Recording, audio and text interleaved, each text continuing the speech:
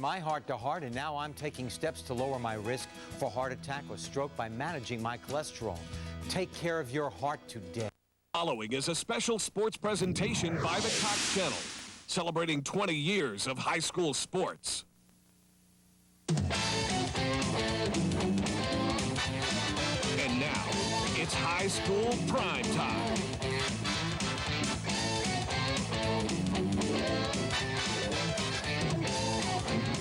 Hello, everyone, and welcome to Moore Stadium, Moore, Oklahoma. A great night for football as the Cox Channel brings you a 6A matchup between the Bombers of Midwest City and the Moore Lions.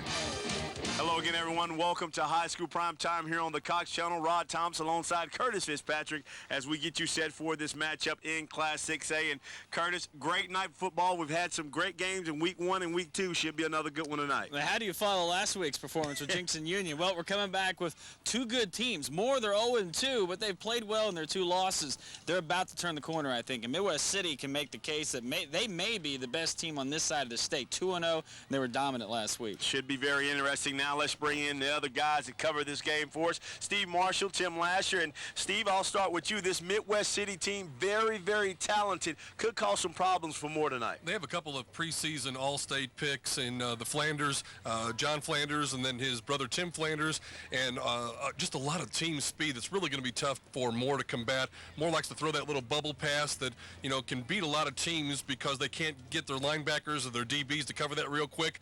That's something Midwest City might be able to do. Moore's in for a tough task tonight. And, Tim, we talk about Moore and what they've been able to do. 0-2 right now, lost some very close games, you know, to Westmore and Norman. Oh, so close. What does Coach Bays have to do for his team tonight to get a win? Well, they've got to build some confidence first and foremost. And against this Midwest City team, they're going to have to play really solid assignment football. They do not match up as far as team speed goes. And so, you know, Steve alluded to it a moment ago. Their top two running backs have not played in the first 2 weeks. They're not going to play here tonight. So they need a big game from some of their players to step up that they maybe weren't expecting to come up and be stars. They're going to have to be some tonight. Well, Curtis, Midwest City, very talented. You caught up with the coach. Yeah, Steve Huff, second year at Midwest City, and he likes the way his team is playing, and he talked about tonight's game with Moore.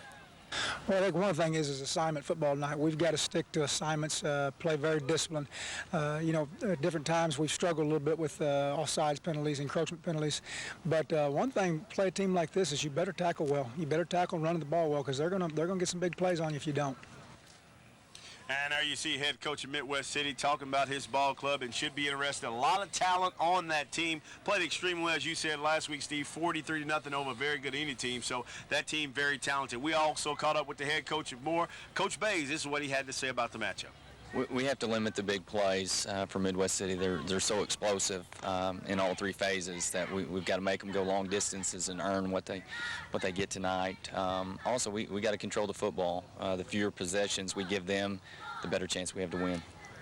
You know, guys, this should be a very interesting matchup. This Moore team, oh so close, playing well. And as you guys said, playing with a lot of players that they don't have, going to make them good for district play. Yeah, and I think that's a big contributing factor to tonight's game.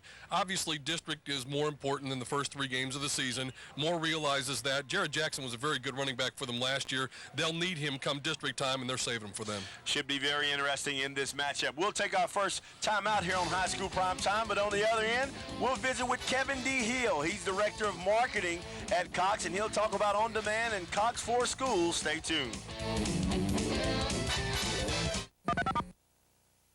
Once again, the people have spoken. Once again, one name ranked highest for outstanding phone service. Once again, one company received a J.D. Power and Associates Award for overall customer satisfaction. And once again, it wasn't the old phone company. Cox Digital Telephone, the phone service people like most. Highest in residential telephone customer satisfaction in the Southwest region for the second year in a row.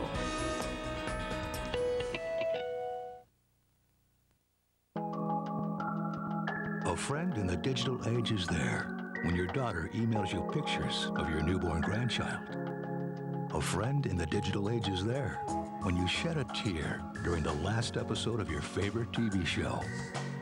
A friend in the digital age is there when you stay up all night talking to your new love. For all the great moments you've had and will have, Cox is your friend in the digital age.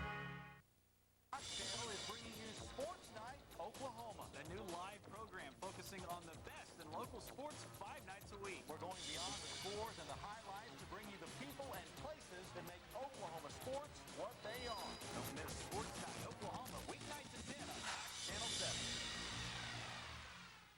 The Ford High School Game of the Week. The biggest matchups from across the state all season long. Don't miss the action Thursday and Friday nights. And welcome back, high school prime time here on the Cox Channel as we get you set for this 6A matchup between the Moore Lions and the Midwest City Bombers. Rod Thompson, Curtis Fitzpatrick getting you set for tonight's action. And hey, we got the man with us, Kevin D. Hill. He's Director of Marketing at Cox. And Kevin, always good to see you. Talk some more. Hey, and I'll start right now. Before I get on the on-demand, I've got so much feedback and people saying, hey, I love that on-demand. Tell us a little bit about it and how people can get it. All right, Rod, thank you very much. We want to remind everybody that Cox puts all the high school football games on demand, and they're available. It's on Channel 1. You go to Cox Local, and then we have high school sports. We have all the football games, including tonight's game. It'll be up no later than Monday of next week. We have last week's Jenks Union game up as well as all the coaches' shows. And another thing you guys are real excited about, we talked about it last week, Cox for School. Tell everybody how that's going and what the purpose is and how you guys are liking it. All right, well, Curtis, there's a little over 2 weeks left, and we have a program where we'll donate $10 for any product someone adds in the month of September to their favorite school. So you go to the website, cox4school.com. That's cox4school.com. Sign up for a product, select your school, and we'll make the donation. You know, it's so awesome, but hey, just tell us a little bit on demand. I mean, how great is that for young men, young women playing to be able to go back and be able to watch that game? Don't put no VCR tape in, no DVD, just click on and you can do it.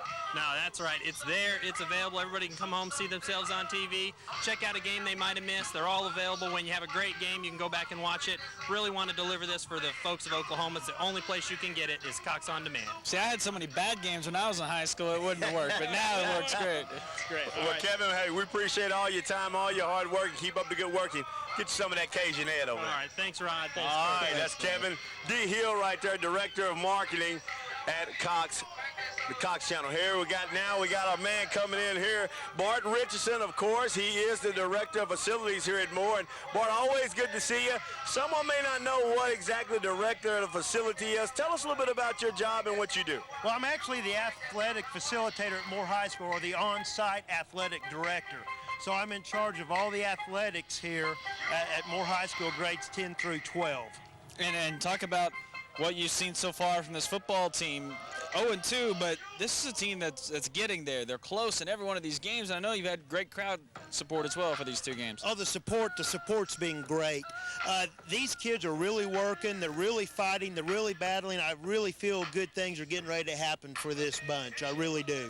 Well, Bart, we appreciate all your time. We'll let you get back to work. I know you're busy right now. Hey, thank you very much. Appreciate you guys. All right, that's Bart Richardson. He is the Director of Facilities here at Moore High School. We'll take another time out here on High School Prime Time, but on the other side, it's our man, Cajun Ed. And I tell you now, he's cooking quail. You might not want to miss it. It's Cajun Ed coming up next on High School Prime Time.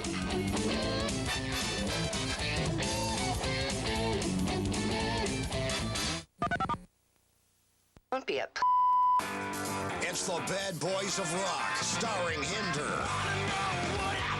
The summer's ultimate homecoming. Hinder, live with Papa Roach and Buck Cherry. Plus Revelation Theory. Saturday, September 22nd at the Zoo Amphitheater. Get tickets at Homeland stores, by phone or online. Hinder Comes Home. Produced by DCF Concerts. Once again, the people have spoken. Once again, one name ranked highest for outstanding phone service. Once again, one company received a J.D. Power and Associates Award for overall customer satisfaction. And once again, it wasn't the old phone company. Cox Digital Telephone, the phone service people like most. Highest in residential telephone customer satisfaction in the Southwest region for the second year in a row.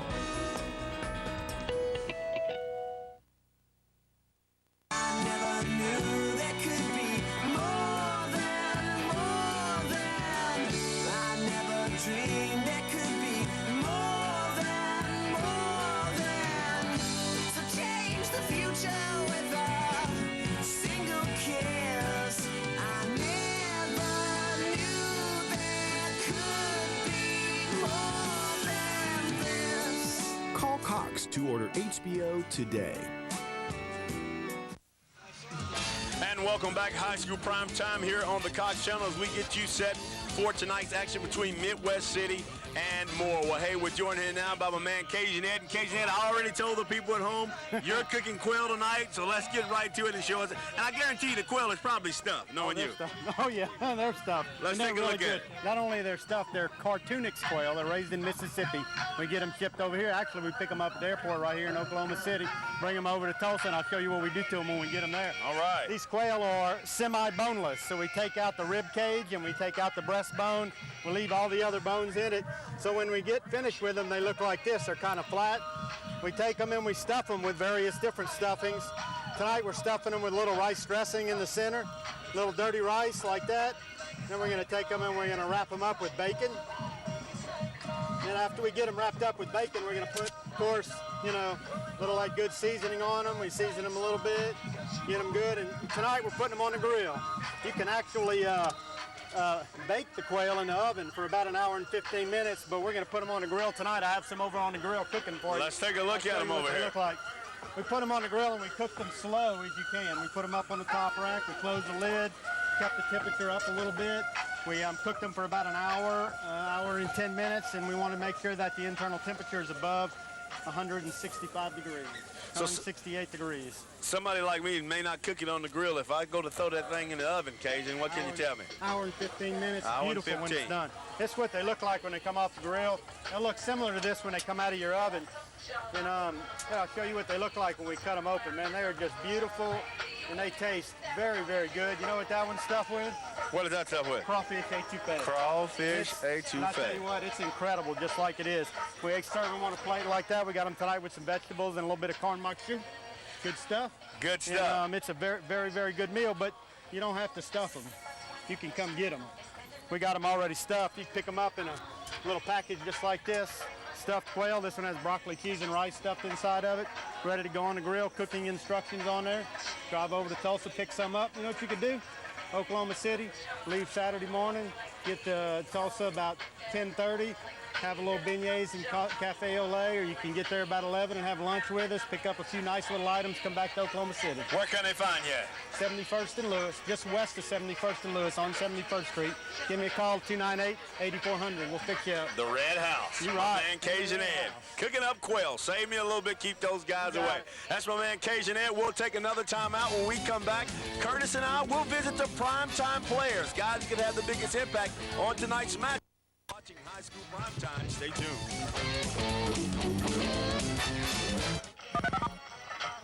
What's the best hot tub in the world? Ask any elephant. It's Soft Tub. Only Soft Tub is truly portable, weighs less than 75 pounds, rolls through any standard door, is perfect for your home, apartment, or condo. Peanuts to own and peanuts to operate. It plugs into any standard outlet, and the pump motor provides the heat. Soft Tub is durable, economical, and relaxing. See us at the Oklahoma State Fair in the Bubble Building, September 13th through the 23rd. Soft Tub. You're traveling through another dimension. A dimension not only of sight and sound, but of mind. A journey into a wondrous land whose boundaries are that of imagination. Tune into the Twilight Zone. Weeknights at 11 on Cox Channel 7.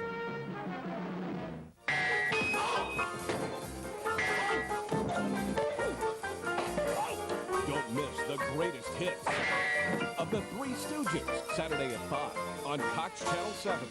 Don't forget to tell your friends. Once again, the people have spoken. Once again, one name ranked highest for outstanding phone service. Once again, one company received a J.D. Power and Associates Award for overall customer satisfaction. And once again, it wasn't the old phone company. Cox Digital Telephone, the phone service people like most. Highest in residential telephone customer satisfaction in the Southwest region for the second year in a row.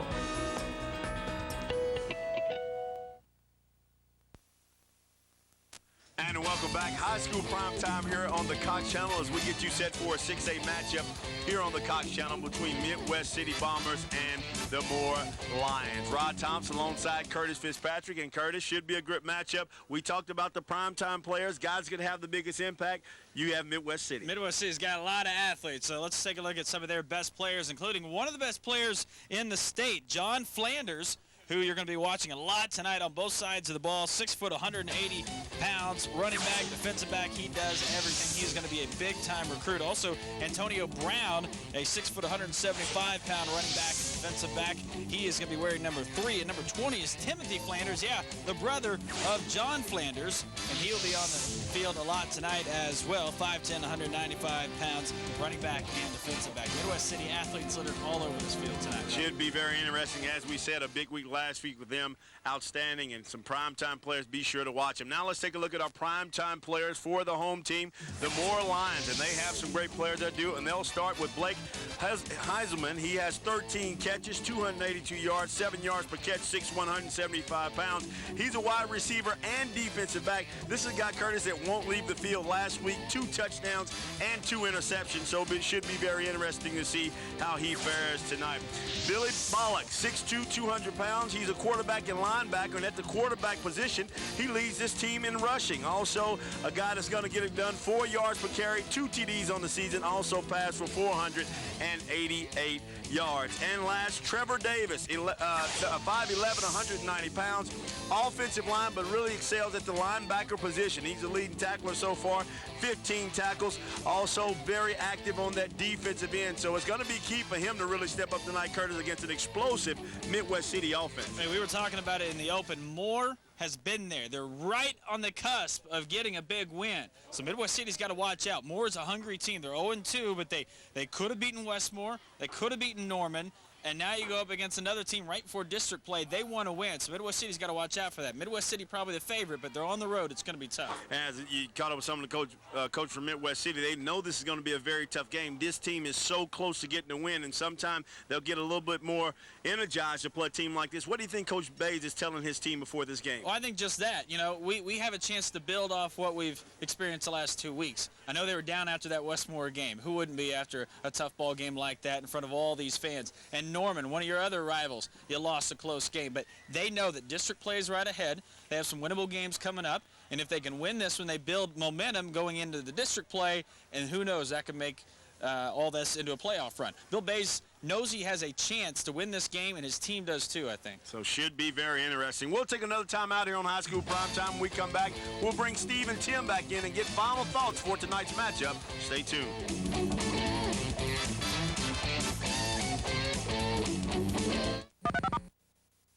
Wednesday nights on TBS, the New York Post says it's the Huxtables meets the Bunkers. You never tell me you love me. That's because I don't. From the comedic mind of Tyler Perry, spend some time with the Paynes, a tight-knit family. Get a room. I'm too hot for the hot tub. That's bursting at the seams. Last thing I wanted was to move into your home. Yeah, that's the last thing we wanted you to do. Sleep tight. See 2 all-new back-to-back episodes of Tyler Perry's House of Pain, Wednesdays at 9. On TBS. It's back to school. Gotta have the latest shoes. But will your kids have fast feet and a slow internet? Start school on the right foot with Cox. Their high-speed internet is the fastest in Oklahoma, period. Cox DVR lets the kids do their homework, then watch TV. And bundle with Cox Phone to save even more. Call now to order Cox high-speed internet and save $10 a month for 6 months. Plus, Cox will donate $10 to your school. Go to coxforschool.com to learn more. With Cox, your kids are a shoo-in to succeed. We went around swapping people's vehicles for 1 week. We didn't tell them we were from Ford. We told them it was market research. I came to swap my Toyota Camry for a Ford Fusion. If I had to use one word to describe the Ford Fusion, I would say that it's stylish. It's really elegant inside. It's also sporty from the outside, so I think it really reflects the type of person that I am. Now swap your ride and get a 2008 Ford Fusion for only $199 a month. That's $199 a month. Visit your Oklahoma Ford dealer today. The best in Oklahoma. And welcome back, High School Prime Time here on the Cox Channel as we get you set for this matchup tonight between Midwest City and and more. Join here now, Curtis Fitzpatrick, of course. We bring back in Steve Marshall, Tim Lasher, and guys, interesting game for these two teams. We talked about it all through high school prime time. This Moore team coming in 0-2. This is a big week for them because teams start district play next week. Yeah, and for the Moore Lions to lose by 2 to Westmore, and they had several opportunities late in that contest to win that game, and then to lose by 5 last week to Norman. So they've lost both games by a total of 7 points and really could have won either one of those games or both. So, without their top tailback, you don't want to say that they're going to lay out a little bit this week because obviously they want to win every game, but again, they're pointing, as every team should be, towards district play. And Tim, how tough do you think that is for Coach Bays, knowing that he had these guys that may be able to play this week, but trying to hold off on them? But this is a big opponent in Midwest City and a good chance to gain some momentum. Well, it's a matter of setting your priorities for Coach Bays, and he's just doing that. It's plain and simple.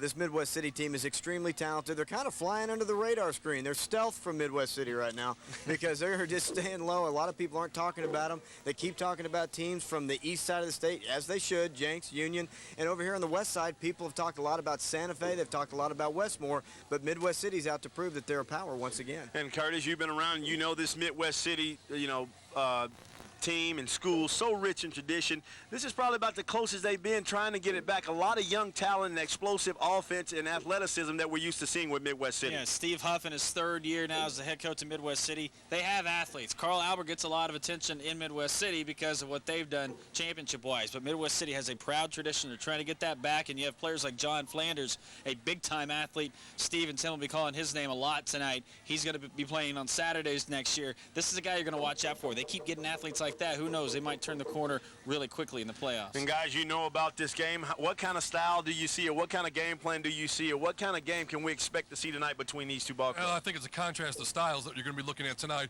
Midwest City obviously is going to want to run the football, keep it on the ground, work the clock, use their speed. Moore, on the other hand, without their top 2 tailbacks, they're going to throw the ball a lot tonight, and of course it's going to put a lot of pressure on Billy Ballack. And Blake Heinzelman had a big week last week, 2 touchdown catches, 2 interceptions. It's going to take a real team effort from Moore. You know, Tim, how do you see it faring up tonight, Tim? Well, I don't think Midwest City's going to change too much from what they always do, and that's just they run the football and they can pound it at you. I mean, they'll keep you honest with some passing once in a while, but for the most part, their team speed is what wins football games for them. All right, well, hey, that does it here on High School Prime Time, but stay tuned because when we come back, it's the Bombers and the Lions. They're squaring off here on the Cox Channel. Opening kickoff coming up next.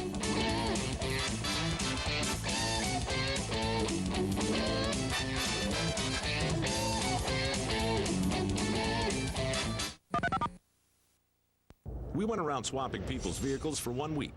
We didn't tell them we were from Ford. We told them it was market research. I traded my Nissan Murano for the new Ford Edge for 1 week. It has 2 sunroofs? My favorite feature of the Edge is the sunroof. The minute that I hop into the car, I like to just open it up. The Ford Edge is sportier looking.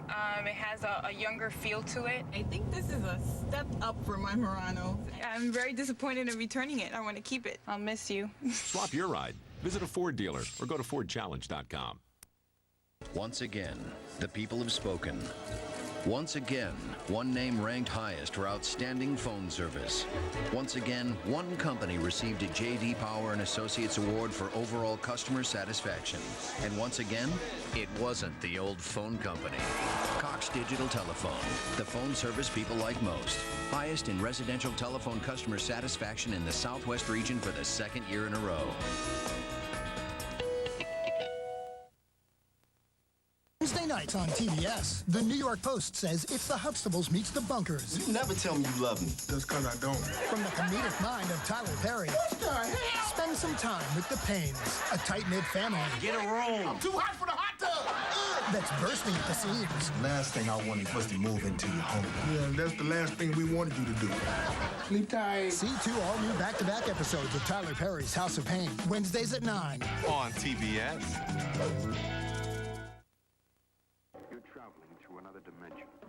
A dimension not only of sight and sound, but of mind.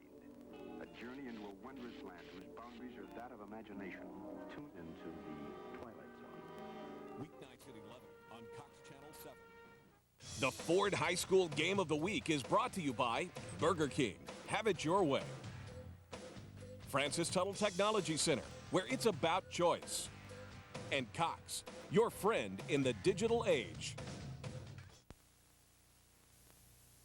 The Cox Cox Channel presents the Built Ford Tough Game of the Week. Celebrating 20 years of high school sports on Cox. And good evening and welcome to Moore Stadium, week 3 of the high school football season. Tonight, the Moore Lions host Midwest City. And hi again, everybody. Steve Marshall alongside with Tim Lasher as we get ready for the final tune-up before district play begins next week for both these ball clubs, Midwest City and Moore, Tim. Yeah, and the bands are playing. You know, we got a lot of tradition with both of these programs. Midwest City, maybe one of the greatest traditions in the state of Oklahoma, other than maybe Ada. If you look back in deep, long-term tradition, Moore, they're a very proud program as well. And this year they're 0-2. Midwest City's 2-0. So Moore's got a lot to prove going into district play. A lot of teams, of course, use this game, the tune-up before district play, to build some confidence. For Moore, they're 0-2 coming into the contest. They lost the Moore War by 2 points, could have won it on the final play of the game, and of course lost last week 19-14 to Norman. So they've like 2 losses by a combined total of 7 points. Confidence very key for the Moore Lions tonight. Well, you know, when you go into district play, you want to be able to know you're doing things right. If you've got problems, you want to be able to correct those problems. This is a great opportunity for them to start with that tonight. Midwest City, of course, their quarterback is Vershawn Moore. He's going to want to fuel the running attack. They will love to keep it on the ground. He'll be key tonight for Midwest City, and the quarterback for the Moore Lions is Billy Ballack, and they're going to have success through the air if the Lions are going to prevail tonight. Starting lineups and the kickoff when we come back right here on the Cox Channel. Once again, the people have spoken.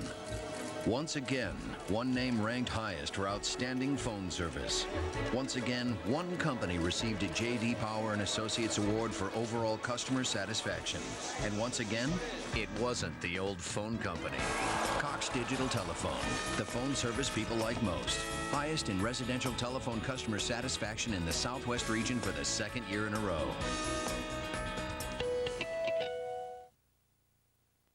Yep, I'm an original guy. Oh, original is weak. What did you say? She said original is weak. She likes atomic. I think you're both crazy. These days you gotta be smooth. That's why I like mild. Oh, they both call me Kenny. Come on. Hey, you leave my mama out of it. Listen, dude, my wings are the bomb. They're all Wingstop wings, right? So they're all good. See? Now that's an original guy. Troy is so... Oh, he's smooth.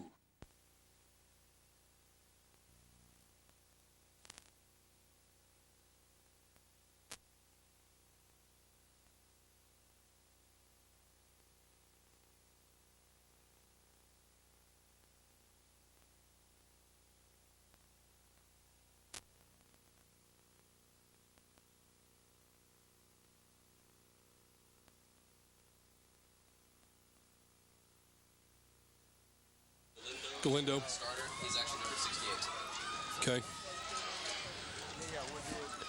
Okay. And welcome back, everybody, as we get set for tonight's kickoff between Midwest City and the Moore Lions here on the Cox Channel. Tim, as we get ready for tonight's contest, of course, again, we've mentioned it a couple times in the pregame and in prime time. It's going to be the speed of Midwest City and how Moore is able to cope with that. Well, and you know, we've talked a lot about that, and the thing is, you can't practice or really coach speed. That's something that you're just blessed with, and usually when you see 2 teams that are fairly equal, the fastest team will win because you can negate a lot of opportunities to run the football to the outside. You can close on passes that are well thrown on defense, and when you've got great athleticism, you've always got a chance to win football games, and I think Moore's really going to have to rely on playing smart assignment football today and making sure that they keep Midwest City in check and don't give up big plays. A couple of big players that we'll be watching tonight, of course, for the Moore Lions. It'll be the quarterback, Billy Ballack. Ballack on the season, 31 out of 70 throwing the football, 488 yards, so that equates to 244 yards passing per game, which is very good by high school standards. 2 touchdowns, 2 interceptions. His favorite target is Blake Heinzelman. Now, the problem for Moore is their number 1 and number 2 running backs, Jared Jackson, who had a huge year last year for Moore, will not play again tonight. He has not played this year. had a high ankle sprain and has been nursing that all along. They feel like it's more important for the team to save him for district play, and that's exactly what they will do. We'll talk about Midwest City more in just a little bit, but right now, third man in our crew, it's Rod Thompson. Hey, thanks a lot, guys. Joined here now by Brandon Chapman of News OK. And Brandon, caught up with the coaches. Give us the keys to tonight's game. For the keys, as far as more, I'd say the quarterback, Billy Balick, he's going to have to show what he can do as far as running the ball and passing the ball. He's the leading rusher as well as the leading passer for Moore. So he's going to have a big game in order for Moore to win this football game. As far as Midwest City, they have a great running game led by Tim Flanders, who's one of the best running backs in the state. Tim Flanders is averaging around 10 yards per carry right now. So if he can go out and have a big game for Midwest City, that could spell the difference. All right, Brandon, we'll check with you at halftime and see how those keys are faring out. All right, man. Thank you. All right, that's Brandon Chapman, News OK. Back up to you, Steve. All right, thank you very much. As we continue our countdown to kickoff here and take a look at the Midwest City Bombers, they won their opening game. They beat their crosstown rival, Del City, 34-14. And then last week, Enid goes to the state finals a year ago, and they lead Enid 43-0 at halftime, Tim, and, called the dogs after that. But that is something that had to have grabbed everybody's attention as far as 6A football is concerned. Well, and we saw Enid and Westmore in the preseason, in the preview game, and Enid handled Westmore. Even though it was only half, it wasn't a full football game, and coaches were still trying to find their way a little bit offensively and defensively both. But that is not a bad Enid ball club, and to go up there and lose to Midwest City, that tells you something about the firepower that the Bombers have. Tim Flanders, as Brandon Chapman was telling you, he's the second-team preseason All-State. He rushed for over 1,500 yards last year with 11 touchdowns. Now, we did Midwest City in a game against Westmore last year, but he was injured and did not play in that game, a game that Westmore squeaked by and won. So, obviously, he is key to this contest. We'll also watch for the quarterbacks, Vershawn Moore, and defensively, the Midwest City Bombers #1 in yards per game, allowed only 141, led by brother John Flanders and Hezekiah Robinson, and also Russell Brown on the defensive line. Moore will kick it off to start the contest. We are set to go. Hope you enjoyed tonight's broadcast here on the Cox Channel. It's a high safety type kick taken by one of the up men for Midwest City. Gets it out across the 25 to about the 28-yard line, and that's where the Bombers will put it in play. Nice tackle there by Adam Davis.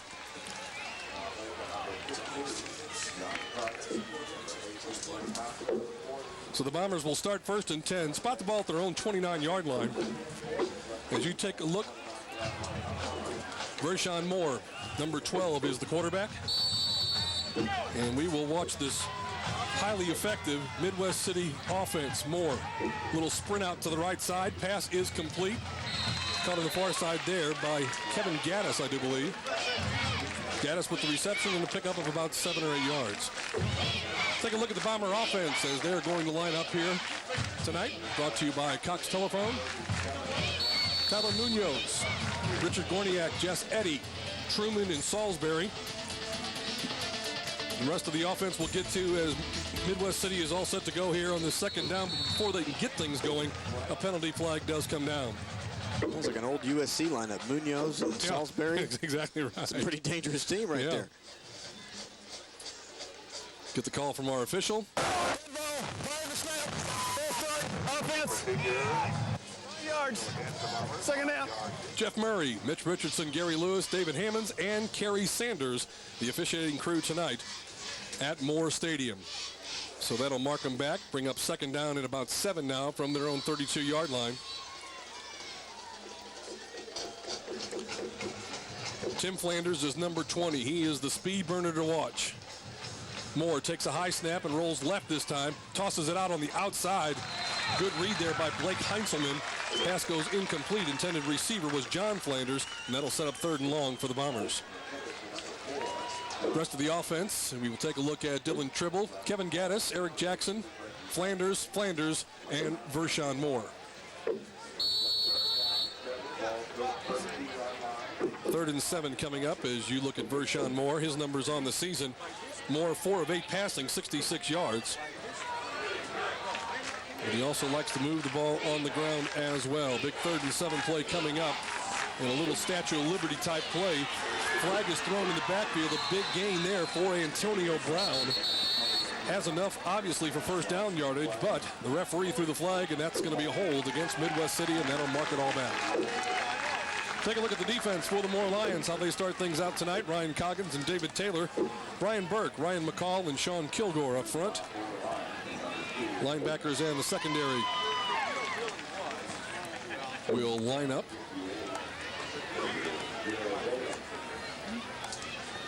As we get the call from Jeff Murray on the hold call that will mark Midwest City further back. Nifty little move there by the quarterback Moore to tuck it in the belly of Antonio Brown, the fullback. Got some good yardage, but penalty holds him back. There's a look at Bill Bays, third-year head coach here at the Moore Lions.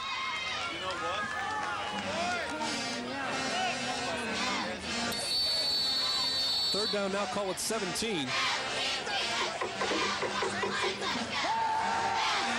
Quarterback draw right up the middle. That's not going anywhere. Good job defensively. Big number 69 into the play. That's David Taylor. He's one of the leaders on tacklers for the Moore Lions, and that's a good first stand for the Moore defense. Yeah, it is. Take a look at the rest of the Moore defense. We've seen these guys, and now you have Dalton Hilliard. He goes both ways. Trevor Davis is the leading tackler on the team. Heintzelman goes both ways. So does Gardner. So does Warmington. A lot of guys go both ways, including Taylor Johnson for these Moore Lions. Jordan Turner is the punter. High snap, has to retreat to get it. Gets off a good kick. Fair catch called for by Blake Heintzelman inside Midwest City territory at the Bomber 46-yard line. And a good start to things for the Moore Lions. Yeah, we talked a little bit about assignment football at the top of the broadcast, and you saw on that last play, the third down play, designed quarterback draw, and you've got somebody spying for Sean Moore, and he's able to make a play, and that's exactly what Moore has to do. I don't think they could ask for any better beginning to this football game. Now they've got the ball. They're starting at the 45-yard line of Midwest City. Lions will start it, single back set. Hilliard, the sophomore, gets the pitch on the first down call. Goes left side, gets 2 or 3 before he's taken down by a number of the Bombers. And a lot of people are always intrigued by a team's offense and their speed, but this defense from Midwest City is really good too. As we take a look at the Lions on offense, Hughes, Coleman, McCall, Burke, and Galindo, the big guys up front. Adam Davis, Taylor Gardner, Heintzelman with a huge game last week. Dalton Hilliard, a sophomore. He's third on the list for running backs, but he has certainly shown a lot of heart. Had a good game in the Moore War. Warmington and the quarterback, Billy Bellick. 3-yard gain in the first down play. Swings to the right side. Bit of a delay give to Hilliard. He fights down about the 40, just inside the 40-yard line. As we take a look at the Bomber defense. Desmond White, Dominic Jones, Michael Moody, Russell Brown is the big guy in the middle that is really key for Midwest City. Jordan Tyner. And the guys at linebacker and in the secondary, Reyes Reed, John Flanders, Antonio Brown, Tim Flanders, and Dominique Barnes-Carn. The defense for the Bombers, again, they're only giving up 141 yards per game, 36 of those through the air, so their corners can close so fast. They have so much speed, and a flag comes out thrown by the linesman here on a 3rd down and 5 call. Somebody lined up in deference to the rules. Moore signals it's against Midwest City, and Jeff Murray will give us that call. Defense, 5 yards. Boy, that's a huge penalty. I mean, it takes you from a 3rd down and 5. Now you've got, what, 3rd down and 6? They just, no, I actually gave him a 1st down. Yeah. Sorry about that. I actually gave him a 1st down. So things are going Moore's way at the moment. You know, you looked at that Midwest City line. It's not the biggest team Midwest City's ever had, but they're pretty good size. Yeah. You know? That defensive line's probably averaging about 245, and they are big and extremely athletic. 3 penalties already against Midwest City for 20 yards, and Moore has a 1st down at the Midwest City 35-yard line. Pitch coming to the right side with some good blocking out there. Hilliard couldn't get past number 44 from Midwest City. That's Cameron Stewart. Otherwise, he could have run for a lot more. Nice play by Stewart coming over from his linebacker spot. You know, and there's not a lot of flash to those plays, but you know, Bill Bays knows that if he has his offense with the football in their hands, it's just more time he can keep it on the ground and keep churning this out. That'll keep the Midwest City offense off the field. And 7 yards, 4 yards, 5 yards of play, he'll take that every time. Trips left. Philip Herschel, top of your screen. It's going to be Hilliard straight ahead, and he is engulfed on that right side. Big number 76, that's Willie Moore, 6'3", 280 defensive tackle for the Midwest City Bombers. You look at the tradition of the Midwest City program with Dick Evans is coaching, and all the coaches and the great players they've had over the years. A couple of guys named Gundy played pretty well up there. They are ready to get back in the playoff hunt, and they should do so this year. Hilliard gets the call on third down. He's going to fall forward to about the 27-yard line, really only pick up a yard or two. And an early interesting call coming up for Bill Bays, as that's going to make it 4th and down and about 2 at the Midwest City 28. That would make it a 45-yard field goal attempt. Andres Chari is their field goal kicker, and he's had mixed results this season.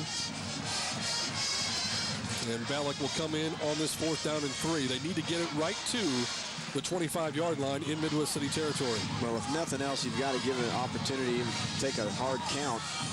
But it's a great opportunity to go for it. Hilliard has carried on every single play, the 5 from scrimmage so far, trying to draw him offside. Ballack with the long count, drops the throw. In trouble, and he's going to go down and be sacked. Taken down by big number 90. That is Zesmond White, 6'6", 235.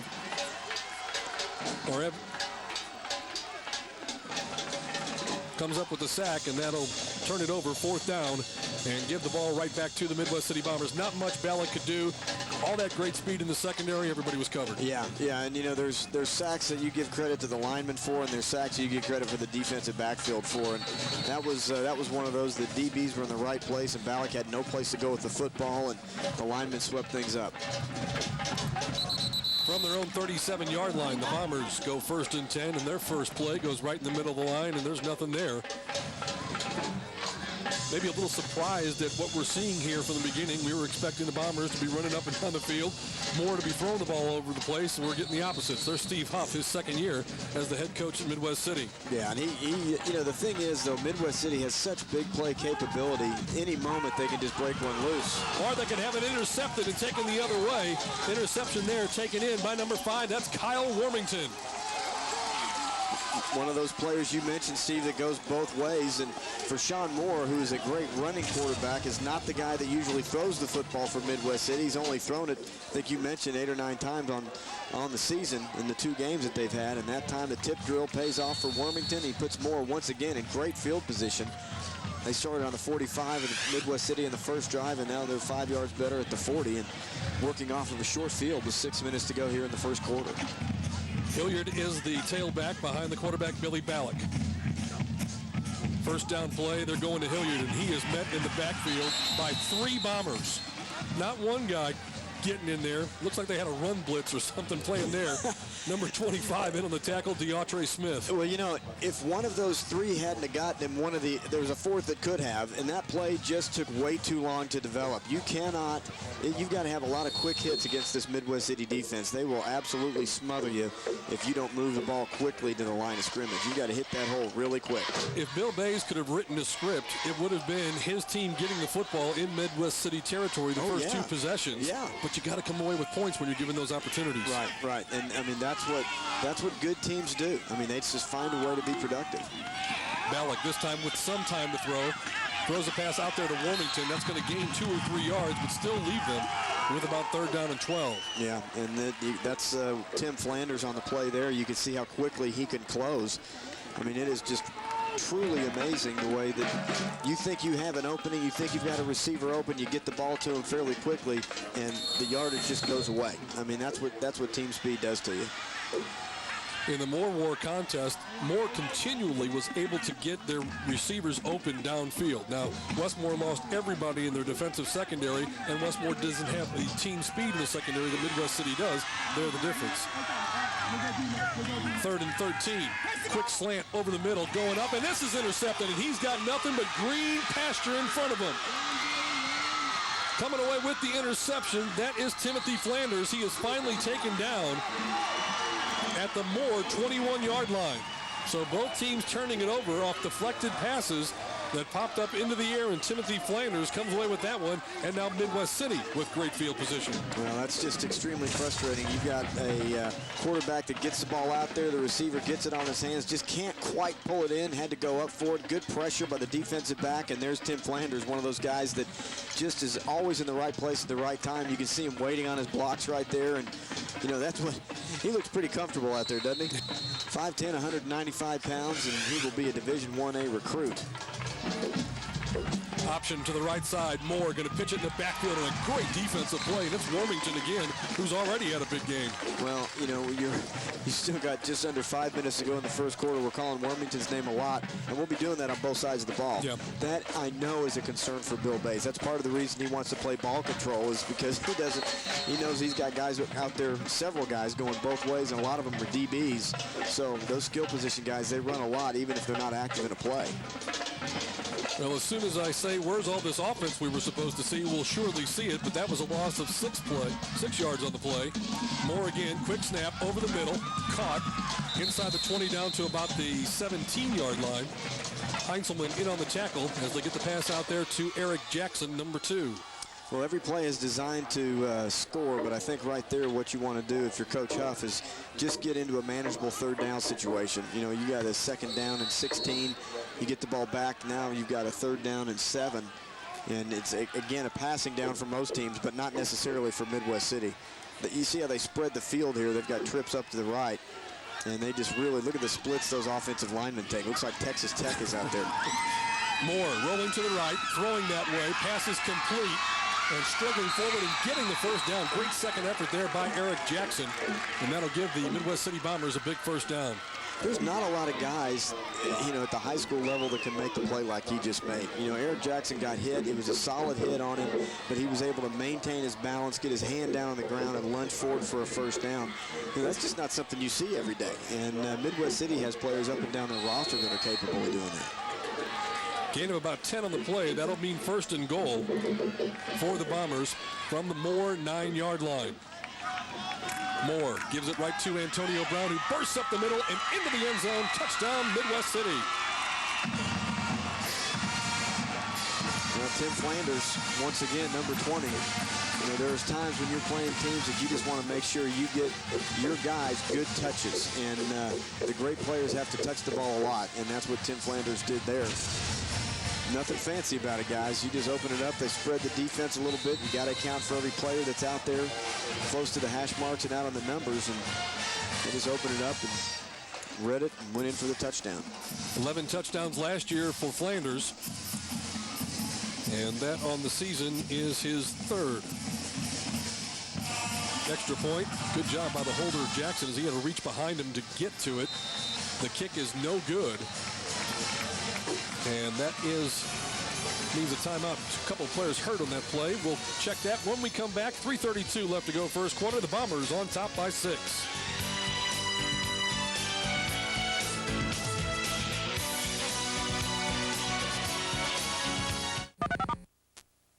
My life is pretty busy. That's why I decided to simplify my life by bundling all my digital services with one company, Cox Communications. With the Cox Connections bundle, now I get digital cable, high-speed internet, and digital telephone, all from one company on one simple bill. So start simplifying and saving. Call Cox today. Get the bundle from Cox as low as $99.99 a month. Call now, 600-7103. We went around swapping people's vehicles for 1 week. I'm here to swap out my car today for something completely different, and I have no idea what it is. We didn't tell them we were from Ford. We told them it was market research. My name's Jennifer. I swapped my Toyota Camry for this Ford Fusion for the week. We didn't tell them what to say. That is a nice car. This is really comfortable. Love the scenery. Driving this truck, I'm amazed. They said it themselves. I got bad news for the Suburban. Hey, we swapped their rides and their perceptions. Swap your ride. Visit a Ford dealer or go to FordChallenge.com. Can I keep this?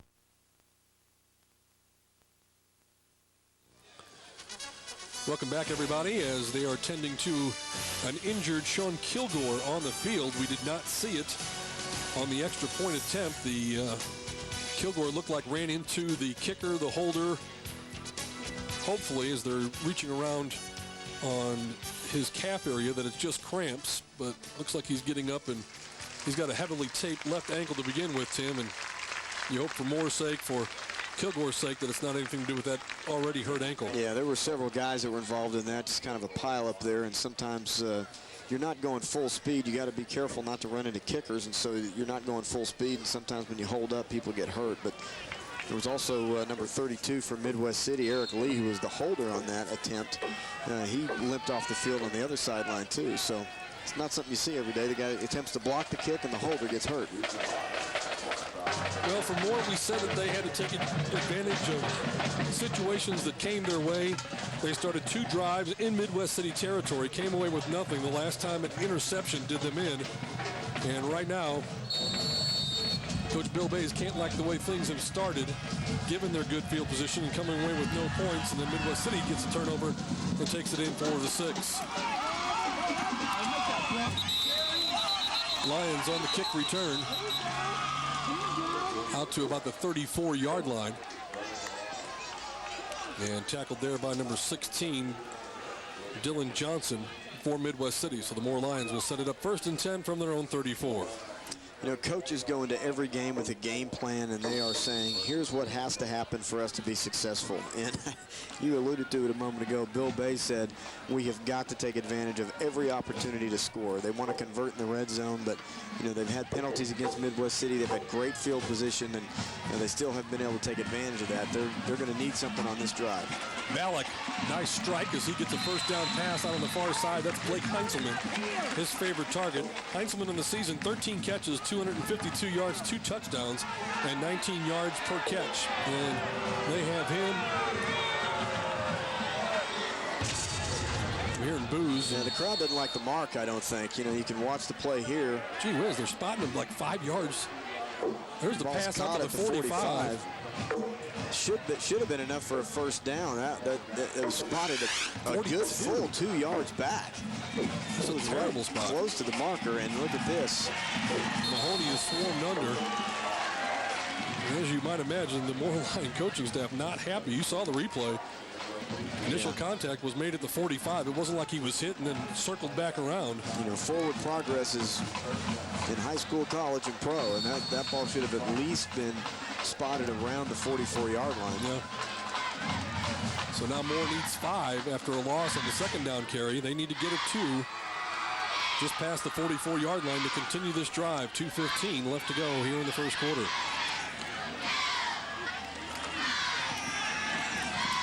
Malik with a quick out. He was bumped. The intended receiver, Taylor Gardner. Early contact by Midwest City, and that'll be enough to give them a first down. Yeah, that'll put them in the position they need. Now the coaches feel a little bit better. Yeah, it was a legitimate penalty, but after getting a bad spot. Get the official call from Jeff Murray. Pass interference on a defense, 15-yard penalty, automatic first down. So maybe that worked out better for them in the long run, as now they have a new set of downs to deal with. Pass interference will bring the ball all the way down inside Midwest City territory again at the 45. You know, I don't know how these officials do it. You know, I mean, it would be hard for me, no matter who I was officiating, not to get into the game a little bit. You know, you see a team that's, you know, you're right there in the middle of it. You're hearing these guys talk to each other. You're watching them. You know, a lot of good kids out there fighting hard. And I wonder if they were rooting for anybody. You should not even have suggested that. Well, of course not. Of course they're not. Now we have flags fly before anybody's even lined up, and it looks like this is going to go back the other way. Dead ball, prior to the snap, false start on the offense, 5 yards. First down. We've seen way too many hankies already this year, haven't we? Yeah, we have. 2 ball games. The team that came up on the wrong end of the score hasn't gotten on the scoreboard. Hopefully we break that tonight and have a good tight football game. Not much going on high school-wise tonight throughout the state. A lot of games for tomorrow night. So we've got the showcase going deep, looking for Philip Herschel, and he nearly had it. Incomplete coverage out there by number 4, John Flanders. Trying to get a mismatch there with Herschel, who's 6'3" and 165 pounds up against the 5'10" Flanders. Incomplete. That'll bring up 2nd and 15. See the ball coming in there. Herschel does a nice job. Got his hands on it. Couldn't quite pull it in. Sorry, that's actually John Flanders, who's 6 foot tall. So it's 6'3". You know, he only weighs 165 pounds. He looks a lot taller that way. Great shot from the camera guys, too. That was a beautiful picture. 2nd and 15, right at midfield. Gardner wide right for the Moore Lions. And we have penalty flags flying, and the time clock has run out. And Coach Bays is shaking his head and calling the quarterback over. Dead ball.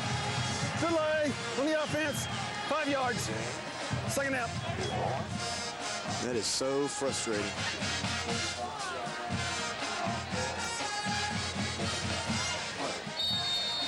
Coach Bays in his 3rd year for the Moore Lions, and it's been a program that is, you know, like the little train trying to make it up the hill. It chugs and gets forward and then falls back, and it really felt like this is the year that they were going to break through, and they still might, but right now early, things not going their way, and a nice completion there for Heintzelman. That'll get back a chunk of the yardage. That'll bring up 3rd down at about 9. Nice job there. Balak has done a good job just timing his routes. You know, he's throwing at the right time. A lot of times quarterbacks get into trouble because they wait just a split second too long before pulling the trigger. They need to be throwing the football before that receiver's making his cut, especially against a team with closing speed like Midwest City has. So Balak has done a great job with that and thrown some long balls that, you know, they're picking up, you know, maybe 7 to 10 yards each time he's throwing it, but he's throwing it all the way across the field. Those are not easy passes. 3rd and 8, which in what could be 2-down territory, or not. Running hard and getting close to 1st down yardage down to the 41. Still a yard shy on the carry there. That is number 20, Arthur Mahoney, 5'8", 150 pounds and a junior. And again, Moore playing without their 1st and 2nd string tailbacks. They have not played at all so far this year. They are expected possibly to get Jared Jackson back next week. 4th and short coming up. And that is close.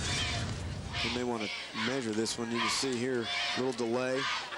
Nice blocking up front. Get out of one tackle, and then that makes you happy you're not in the middle of it anymore. Antonio Brown, 6 foot, 175, with a nice lick on him. Big down for the Lions. 4th down and short. Straight ahead. It looks like they've got enough for the 1st down. As we're into the final minute of a quick-moving first quarter of football here from Moore Stadium. First down, Balak is their leading rusher on the season, too. Or actually just a little shy of Hilliard, who has 74 yards. Balak with 61 on the year. And every once in a while, they'll put Taylor Gardner in there as the quarterback, and he'll run the football. Gardner, number 14, going out wide left, top of your screen. Heintzelman in the slot. Wide. New set of downs for the Lions. At the Bomber 34, it's Mahoney. Left side, good surge forward. He'll pick up about 4 yards. Yeah, that's a solid gain right there. You know, you just break a couple of tackles and fall forward for 2 extra yards. Every bit counts. I wonder if Bill Bays may go ahead and just let the first quarter come to a close. It's a beautiful night for football. There's not too much wind out there. Maybe just a breath of it, and you won't lose any advantage by going back the other way. And I think that's what he's going to do as the clock winds down to 0. So that'll bring us to an end of our first quarter of play. Midwest City took advantage of the turnover, and that so far is the difference in our contest. The Bombers on top of the Lions, 6-0 after 1. We'll be right back.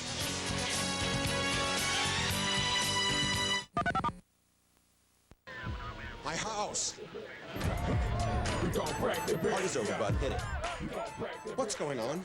Me and my bro Spicy Chicken Crisp are just, entertaining. That friend of yours is a menace. Why, because he's a buck on the value menu like me? Where is that punk? Upstairs. With Daddy's little girl? Ugh. Spicy! She was hitting on me.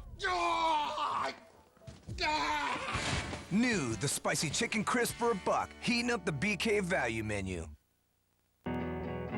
My higher education is less about my financial investment and more about professors who are invested in me, where it's not about what I'm going to owe, but what I own. Determination, drive, and very soon, my degree. Because I'm in it for me at OCCC, Oklahoma City Community College. Are you in it?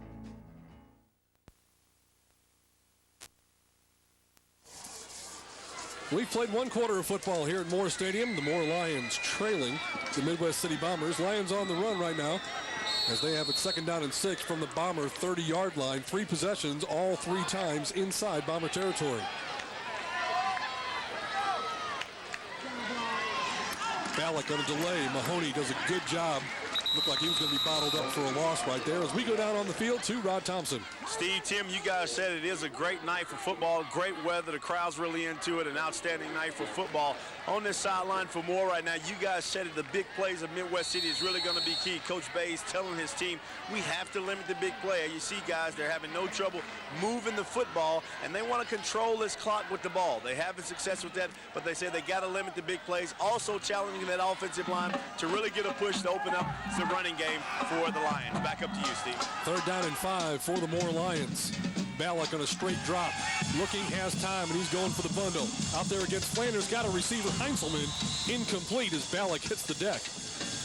As he was taken out there by Russell Brown. 6 foot, 270, the senior, and that'll bring up a 4th down call again for head coach Bill Bays. You know, it doesn't matter how big you are. When you get hit by a guy running full speed that's 270, it hurts, man. You know, I mean, Baylor did a great job getting that ball. It was a catchable pass. It was just a little bit out of bounds, but you know, you start feeling that pressure the last 3 or 4 steps, and I don't know how many times we've seen quarterbacks that have been hit after the play. Nobody ever sees that. Nobody sees the shot to the ribs they take just standing in the pocket like that. And it's another time to go for it for the Moore Lions. 4th and 5 from the Bomber 28. Ballack can run with the football. He's in a world of trouble again. He's going to take a big loss all the way back to about the 40-yard line, a loss of 12 on the play. In there, among others, big number 68, Jeffrey Wright. 6 foot, 200-pound sophomore. Now, another great play by the defensive backfield and the linebackers for Midwest City. You can see Ballack there. Hilliard was not quite able to get that block. A nice athletic move there by Michael Moody of Midwest City. And look at all those white jerseys. I mean, Ballack has nowhere to go. Well, not only did they not get it on 4th down, but also the sack gave them 12 more yards. Now Flanders bouncing off a number of would-be tacklers. Look out, he's in the open field. Flanders racing down inside Moore territory, down to about the 27-yard line. And he's going to pick up about 33 yards on the carry. Well, that's as good looking a run as you'll ever see. You know, you talk about how important yards after contact are. You know, 8 out of 10 running backs in the state of Oklahoma are going down at the first part of this play. Watch here, watch Flanders. You've got an arm on him. You've got 2 guys there that could have made the play, the little spin move. Then he reverses his field and finds open space. Nice run. Next give up the middle. That is Antonio Brown. He'll get a few yards. I want to say that Flanders, along with maybe his brother and also Hezekiah Robinson on the team, were part of a state champion relay team last year at Midwest City, just to further indicate the speed that they have. That's what you want to hear when you're the opposing coach. I got 2 brothers that are on the state relay team coming on my place tonight. Rashawn Moore is the quarterback. Flanders to his left, Brown to his right.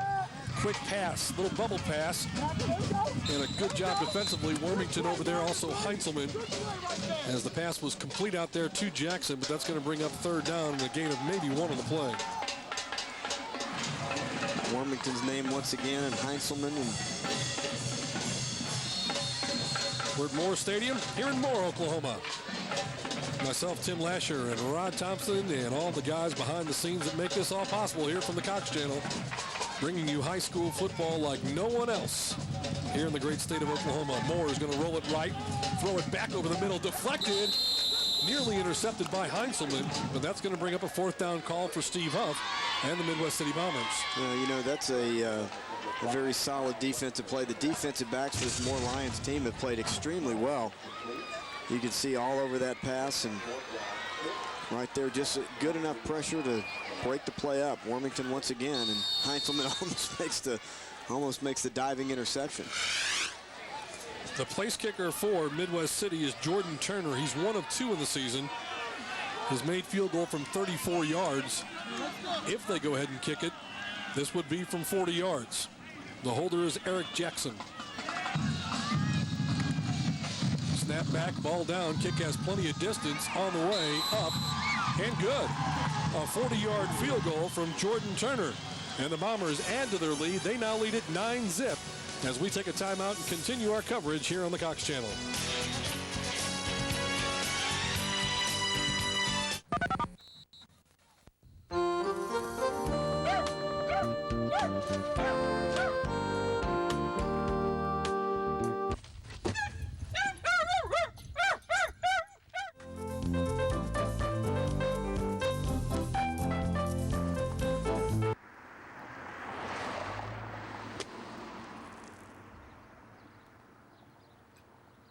Need a new job? At Francis Tuttle, we'll prepare you for an in-demand career doing what you want to do. We went around swapping people's vehicles for 1 week. We didn't tell them we were from Ford. We told them it was market research. My dream come true for at least a week, huh? I'm trading in my Nissan Armada for this Ford Expedition. I need a lot of cargo room, so those rear fold-down seats did it for me. When it flips down, it is completely flat, which is a beautiful feature. This is without a doubt my next vehicle. Swap your ride. Visit a Ford dealer or go to FordChallenge.com. Man, when I discovered lemon pepper wings, it was destiny. For me, it was like filling a hickory smoked barbecue-shaped hole in my soul. I remember the day when these lips first tasted garlic parmesan. I was out to lunch with my girlfriend, and she broke up with me. Do you guys think that I eat too many garlic parmesan wings? No, it's probably just your personality. Hey, come on, guys. Sometimes too much of a good thing can be a good thing. Thank you, Troy. You see? I can eat as many wings as I want to. Ha! Bombers, after a Jordan Turner 40-yard field goal, his second of the season, has given Midwest City a 9-0 lead. It's been a physical football game so far. It really has. Good kick by Turner. Taken right at the goal line. And hit, and I mean hit. Tackle there by number 16, Dylan Johnson. That was just a direct score, direct hit, if you will. 5'8", 160 pounds, laying the wood on him. Man. That's at a full run. You could see him coming from the far side of the field from the very beginning of that play, stayed in his lane, and then broke down on the return man. Wow. Devin Johnson slowed down a little bit, hoping maybe his speed would carry him past. Instead, he took the full hit. 1st and 10 Lions. But they're at their own 12-yard line. Ballack with a give left side and a big hit. The Bombers are bringing it tonight. Number 44, Cameron Stewart, with another big tackle. Is that like a linebacker or what? The 44. I mean, look at that. That's kind of a throwback there. Look at those hip pads coming way up under his ribs like that. That was solid. Absolutely solid. Want that extra protection, Coach, because I'm going to be hitting somebody tonight. That's right. 6'1", 220. Whew. Loss of 1 on the play when it looked like there was something there. Ballack got a shotgun right now. Give up the middle, and the Bomber defense is all over that, and you can sense the Bombers are gaining confidence and momentum.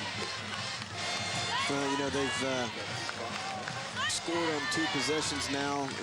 They've held more in check. They've given them great field position, and the defense has done its job each time that they've been called upon. And you can see that was a good example there on that play, how quickly the holes close. I mean, you have no time to stutter step. You got to Emmitt Smith that thing. You get the ball, you got to be hitting it quickly. And this Midwest City team is extremely talented. And again, we talked again at the top of the broadcast. They may be the best team on the west side of the state. Now, no disrespect to anybody, but from a talent perspective, they're very, very good. Here comes Mahoney looking for some running room. He twists, gets out of immediate trouble, but as soon as he twists, he is hammered again. Emmanuel Maxwell with the big hit, and that'll bring up 4th down, so 3 and out for the Lions. We're starting field position for him by a long shot, and unable to do anything on the 3 downs. And Bill Bays may need to go to package B at this point. Ronson Calfee is the punter for the Moore Lions, and he is going to stand right at his own end line. He wisely gets it off very quickly. Low line drive kick. And the ball is going to be down at about the Moore 45-yard line. We'll take a timeout, continue our coverage here on the Cox Channel right after this.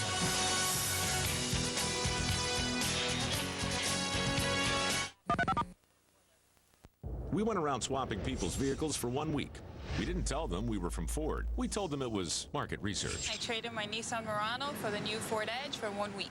It has 2 sunroofs? My favorite feature of the Edge is the sunroof. The minute that I hop into the car, I like to just open it up. The Ford Edge is sportier looking. It has a younger feel to it. I think this is a step up for my Murano. I'm very disappointed in returning it. I want to keep it. I'll miss you. Swap your ride. Visit a Ford dealer or go to FordChallenge.com. Introducing the biggest thing to happen in sports. Sports Monday, only in the Monday Oklahoman. Only Sports Monday gives you statewide and coast-to-coast coverage of the weekend's games, plus event ratings for the week ahead. Only Sports Monday puts you in the press box, on the sidelines, and in the locker room, with exclusive features only insiders know. Get your sports complete and compact to grab and go. Get Sports Monday every Monday, only in the Oklahoman. Now you're ready.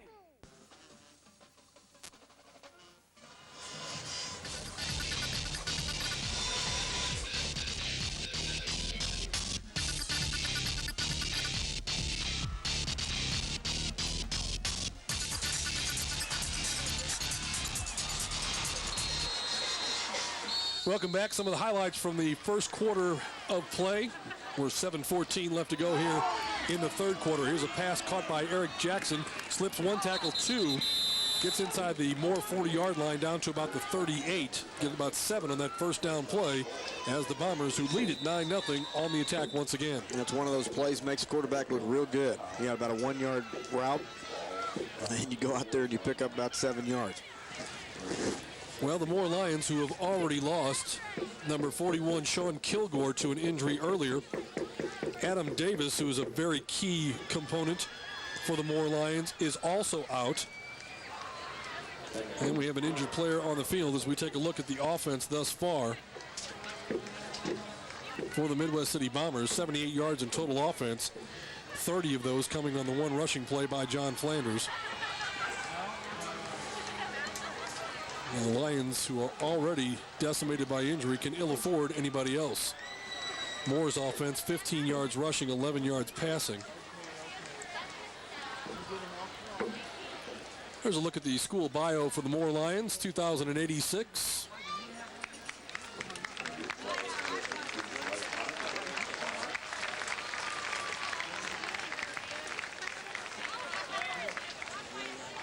And a beautiful look. Was that a full crescent or a half crescent, or what was that, Tim? No, it's a quarter crescent. It's an eighth crescent. It wasn't full. Paul Blair when you need I'm him. telling you. Jeez. Of course, he wouldn't know that, but he'd make something up and make it sound like That's he right. did. Second down 4 from the Moore 40-yard line. Vershawn Moore. Pass out in the flat. Again, Jackson with the catch. And he makes 1, 2, 3 moves. Couple guys miss and fights forward and looks like he has enough for a first down, if not very close. You know, it's a lot easier said than done, but one of the things Bill Bays will show his team in the film room on a play like that is you got to make that tackle. I mean, you know, this team is far too good. And, you know, Midwest City, as athletic as they are, they're skilled people. They're going to make a move and get by you once in a while. But on a play like that, you've got good opportunities to make a yardage for, or a play for a loss, and you got to make that happen. Coach Huff looks a little bit like Brent Venables on the sideline, Yeah, he does. doesn't he? Yep, he sure does. Found out today, if all my facts are straight, that he actually is married to Mike Trump's daughter. Is that right? Long-time OU broadcaster, and still got his hand in a little bit of baseball, I think. No, I love listening to Mike. And liked him even more once I got to meet him and do some radio shows with him. Just a super guy. You know, the wealth of knowledge that he had from all the years down there, and he really did the last substantive interview with Bud Wilkinson. Spent several days with him up in St. Louis, and just put together a great historical memoir, I guess, of Bud Wilkinson, which Fascinating to sit with a guy like that. Here's Brown up the middle for about 7 or 8 inside the Moore 30. Down to about the 28-yard line. Yeah, Mike's only drawback was he's a big Cubs fan.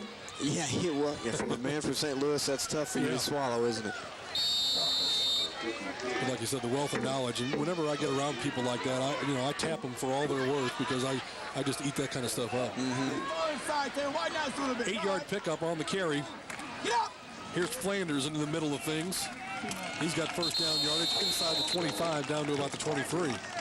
One of the great things, and offensive linemen will talk to you a lot of times about how they love to block for certain backs, and they almost are honored by it, And one of the things that's really telling about that is you don't have to hold a block for very long if you've got an athletic back behind you.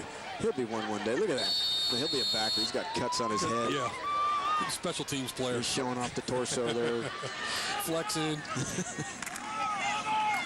Little misdirection play into the heart of the line and still moving all the way down to the 15-yard line. Yeah. Well, you look at Midwest City, they can hold a block for about a second or a second and a half, and they're going to be able to get positive yardage. Tonight, we've seen where Moore, they've got to hold their blocks for 2.5, 3 seconds sometimes if they want that to work for them, and that's hard to do. I mean, it is just really difficult. And this, I'm really impressed with this Midwest City team so far. This is the first opportunity I've had to watch them in person, and they are extremely solid. Pitch to Flanders. Good job by Vershawn Moore and a good tackle on the far side. But Midwest City all the way down to the 10-yard line, and they are on the prowl once again. There's a good look at Mr. Flanders. Flanders on the night with 8 carries, 57 yards, and a touchdown. Pretty good numbers. Great student, too. Yeah. That's a great thing about him. He's such a leader, and I think that there's a lot of young players there at Midwest City can really look up to him for a lot of different reasons. But I think he's got a 3.8 GPA, something like that, and just great guy to have on your team. That's a huge defensive play by the Moore Lions. Number 68 is Jacob Galindo. Little misdirection play, trying to get it to Flanders, but Moore defense not fooled, and they needed that play. Everybody wants to be on TV. Yeah. You can DVR that now. Get the Cox package. Cox on demand. That stuff's the best. You can rewind right in the middle of shows. I think I've watched the Union Jenks game like 3 times already this week. Whoa. Big hit there. The Moore Lions said, okay, how do you like it? Who comes up with the big hit there? Kyle Warmington. Yeah. He can make his college recruiting tape from this first half. Big hit there. Watch number 5. Shouldn't lay the helmet in there. Oh, shoulder good. After watching Kevin Everett of the Buffalo Bills, it's a lot of people don't understand a proper tackle. You got your face mask on a player, not your helmet, but that's not easy to do in the middle of a game all the time. Little razzle-dazzle as they get it to the corner. Tackled inside the 5-yard line as they got the ball there to John Flanders. Did they give it to Tim Flanders first and then he flips it to John? That's not fair. That's just like a relay race, isn't it? I think they practiced that a few times growing up. Now they're going to pitch it to me and I'm going to run it to the right side. You come the other way. Let's see if they give it to you. So give your brother a little action here. Actually, it looked like it was Brown who first handled it. Great speed. 4th down and 3 from the 3, so 4th and goal from the 3-yard line coming up, and decision time once again for Steve Huff. You look at Midwest City, and the entire team is looking to the sidelines. And you've seen in the past, there's teams that will come to the line of scrimmage and they'll set their formation, and then a call will come down from the press box. We'll talk more after the break. But timeout on the field, 3:12 left to go. We'll be right back with their decision after this.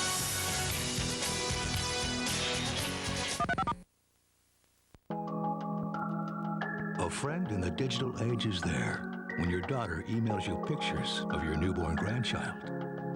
A friend in the digital age is there when you shed a tear during the last episode of your favorite TV show. A friend in the digital age is there when you stay up all night talking to your new love. For all the great moments you've had and will have, Cox is your friend in the digital age.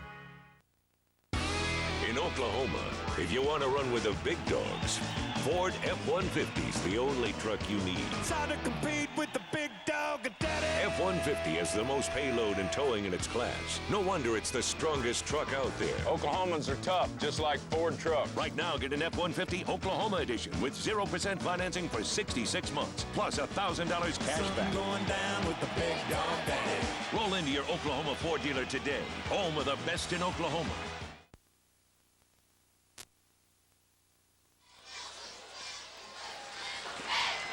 Welcome back.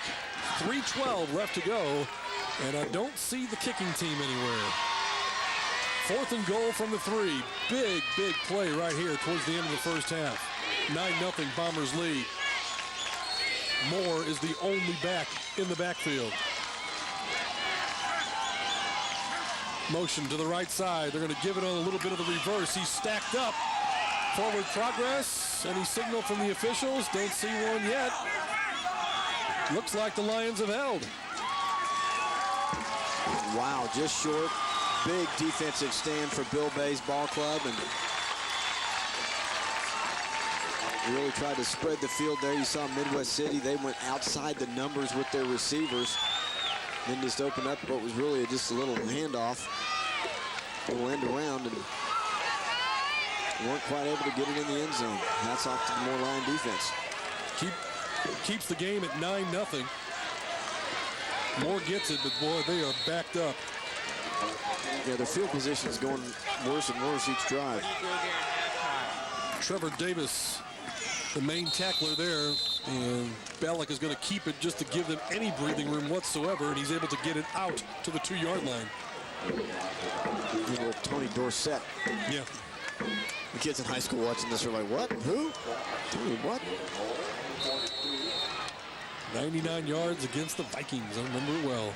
Well, you can see here Midwest City, offensively and defensively, the entire team looks to the sideline. Sometimes you're used to seeing 1 or 2 players do that, but Midwest City, they get their signals from the coaches for every position out there, so the coaches are telling them exactly where to be. Ballack from his own 2-yard line. Give up the middle, and again, Moore here obviously would love to have a first down, but right now they're just trying to get some breathing room. This is going to bring up 3rd and about 7 deep inside their own 5-yard line. Bombers are going to take a timeout. We'll do the same with 2:13 left to go in the first half. Midwest City on top by 9.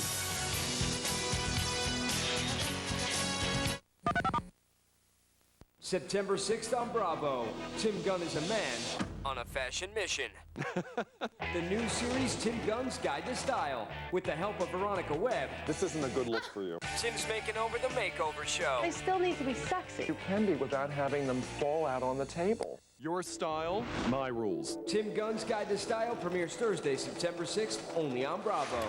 Watch what happens. Brought to you locally by Jenny Craig, with 4 locations in the Oklahoma City metro area.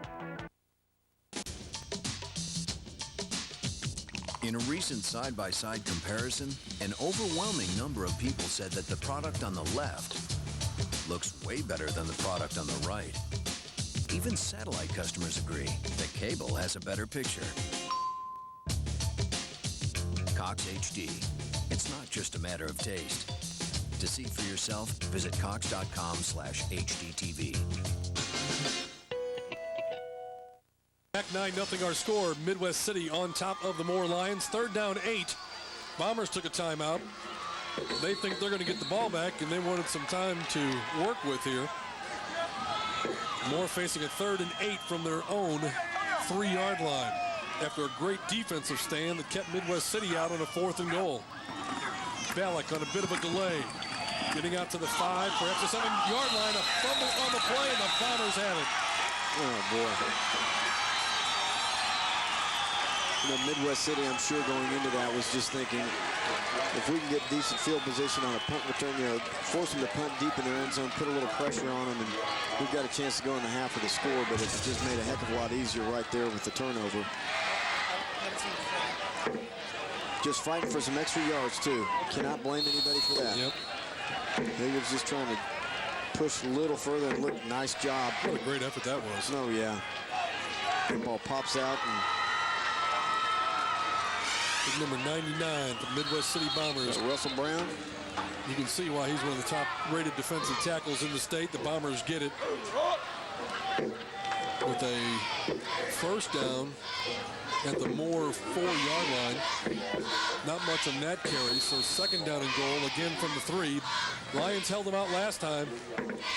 Minute 44 left to go here in the first half. Right side, spinning, twisting is Brown. He lost the football, and the Lions got it. What a defensive stand. Number 15 coming out of the pile there, Ronson Calfee. I don't know if he caused the fumble or recovered the fumble. Either way, he's a hero right now for the Moore Lions. Coach is talking him up there, but that's a huge play for Moore. 16-0 would have been really tough to swallow going into half on your home field. And Moore, for their part, you know, they've only scored 7 first-half points all season. They seem to get things together, play a better second half. And right now, they're just hoping to get to the second half with trailing by only 9. Bombers have just one timeout. Minute 35 left to go. Ballack again going to keep it straight up the middle. See if and when Midwest City wants to stop the clock.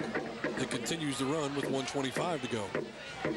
Yeah, you've really got nothing to lose. I mean, if this is in the middle of the field, it's a little bit different, but when you're butted up against your own goal line, that changes your game plan quite a bit. Midwest City's going to let it wind down a little. They've got 3 timeouts left. I'm sorry, they've got 1. Moore has 3 timeouts left. Coaches do all this stuff. They look and they say, okay, there's a minute and a half left, and I don't have any timeouts. How many downs are they going to have to run based on the clock? they got all stuff figured out. They got a cheat sheet with them. And it looks like the timeout is going to be taken by the Lions, I believe, as they were letting the clock wind down as far as possible. I want to remind you that coming up tonight after the game on Oklahoma's Cox Channel, you can join Mike Wolf and Curtis Fitzpatrick for Sports Night Oklahoma. Tonight's show, Mike Wolf visits with sports writer Doug Quinn. Sports Night Oklahoma goes in depth to bring you the sports stories that reach beyond the headlines. That's Sports Night Oklahoma coming up after the game exclusively here on the Cox Channel. Coach Bill Bays there in the middle, talking with Billy Ballack. Coach Bays came over from Edmond North. Had some great football teams up there. Huskies had one of the biggest offensive lines I've ever seen in high school football a few years ago. They had the Barisi brothers, and just about every one of those guys was around 300 pounds. I mean, they were mature high school kids, a couple D1 players. The running backs, Tion Ware, of course, was a running back over there. Chris Jones, that I remember. Marcus Hamilton, a wide receiver that's now at Iowa State. Yeah, they had a lot of those little guys that they could scoot. Yep. Second down and 8 from their own 4. And again, it's straight ahead Ballack. The pile surges forward, trying to get out to not the 9-yard line.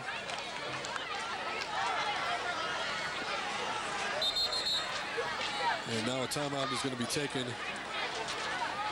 most likely by Midwest City, with 38 seconds left to go. It should be the Bombers' last timeout. Well, a couple schools of thought here. You know, you might just want to run another play and then just punt it away. Go for the first down. If you get the first down, chances are you're probably not going to go down the field and score. Do you even risk putting it in the air? No, I don't think you do. I mean, the risk is not worth the reward, I don't think. 38 seconds left. Get yourself a little more breathing room and force Midwest City to make a play. You know, you don't want to give them anything, which is what they thought they had done until they got the turnover a moment ago.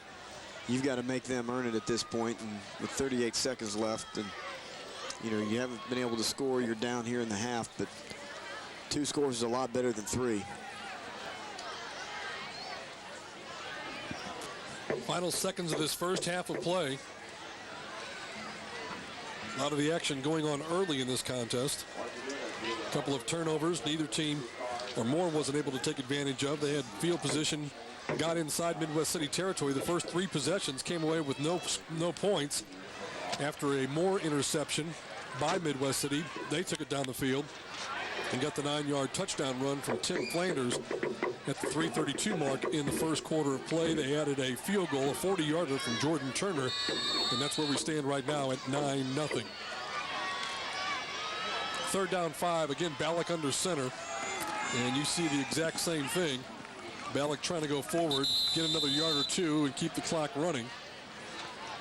And it is running with 35 seconds left, although the board does show that Midwest City does have one more timeout left. I promise you Moore's not going to stop it. He's really right. Yeah, because Moore called the timeout with about 49 seconds to go. Midwest City had to call the last timeout, so I don't think that board is right. They'd be using it right now if they had it. Surely they would. Looks like they do have to snap the ball, though, because there's a difference of 2 between the time clock and the play clock. Moore will take a timeout with 3 seconds left. Now, how does that work? I mean, clock stops in the time of possession. If you're Ballack, do you just take the snap and take 2 steps back? Don't want to go too far back because the end zone's not far away. Yeah, you're right. But I've seen that before where a guy has taken the snap and gone backwards and then ended up kneeling down in his own end zone. Yeah, absolutely. Don't want to do that either. Hey, don't forget, Oklahoma's Cox Channel is your place to catch some of your favorite shows from the past. 11 a.m. Monday through Friday, catch Heart to Heart and remember the 80s all over again. At noon, travel back to the Old West with Gunsmoke, Festus, Matt Dillon, and, of course, Miss Kitty will remind you why you always love TV. You know, I have to admit, I was watching Gunsmoke the other day. Were you? Yep. Old Marshall Dillon had been shot in the back, and Doc didn't want to go in because he didn't want to be the one that crippled, Marshall Dillon. Marshall Dillon said, you got to go in there and get this thing out. And everything turned out all right. I'm sure you're not surprised. James Arness. Do you know who his brother is? No. Peter Graves from Mission Impossible. Yeah, I mean, when you say that, facial features. I never knew that, though. I didn't know. Peter Graves and James Arness. How about that? I did not know that. Didn't know it. I don't know how I do it, actually. Why do you know that? I don't know. It's one of those meaningless, mindless things, but... All right, 4th down and 1 with 3 seconds left. Sure, the coaches have been in this position before. Ballack will take the snap. Take 1 or 2 steps back, I would imagine. Not many, though. They'll give it straight up the middle. Don't fumble the football. And the first half comes to a close. Well, the good one, Moore showed a lot of heart defensively. Midwest City showed flashes of brilliance with their offense, but as it stands, it's just a 9-0 score here at the halftime intermission with the number 9 ranked Midwest City Bombers on top of the Moore Lions. We'll come back and have halftime stats for you. Look at the highlights. Rod Thompson will be along to talk with the coaches here. Yes, Steve Huff and the Midwest City coach, Rod Thompson, standing by with the coach. Rod? Coach, team with a lead. You got close to that red zone, went to it on 4th down, then got it back. What's kind of your assessments of that first half, and what do you have to do better in the second half? Well, credit to them. They're playing well defensively. I think right now penalties have hurt us, penalties and turnovers. We're just not getting it done in those crucial situations right now. Our defense is giving us a great chance, but offensively right now, we're not doing much. What do you tell them in the halftime, Coach? We better strap it up second half because they've been coming back all year on teams, so our kids better get ready. All right, Coach, good luck in the second half. Thank you. Coach Huff, back up to you, Steve. All right, thank you very much. We will take a timeout. Midwest City Bombers on top of the Moore Lions from Moore Stadium. On the Cox Channel, we'll take a timeout, continue our coverage right after this.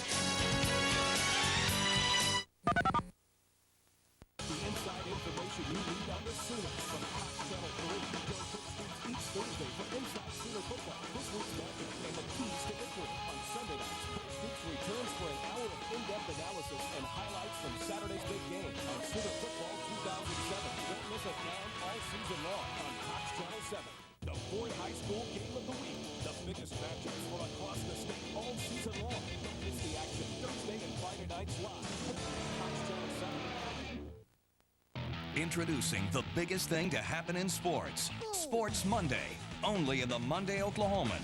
Only Sports Monday gives you statewide and coast-to-coast coverage of the weekend's games, plus event ratings for the week ahead. Only Sports Monday puts you in the press box, on the sidelines, and in the locker room, with exclusive features only insiders know. Get your sports complete and compact to grab and go. Get Sports Monday every Monday, only in the Oklahoman. Now you're ready.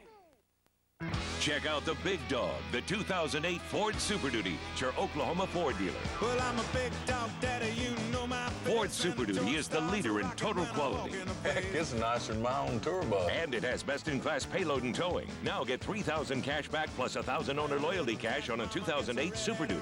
I got my big Ford Super Duty right outside. I'm a big dog daddy. That's up to $4,000 cash savings on Ford Super Duty. Now at your Oklahoma Ford dealer. My higher education is less about my financial investment and more about professors who are invested in me, where it's not about what I'm going to owe, but what I own. Determination, drive, and very soon, my degree. Because I'm in it for me at OCCC, Oklahoma City Community College. Are you in it?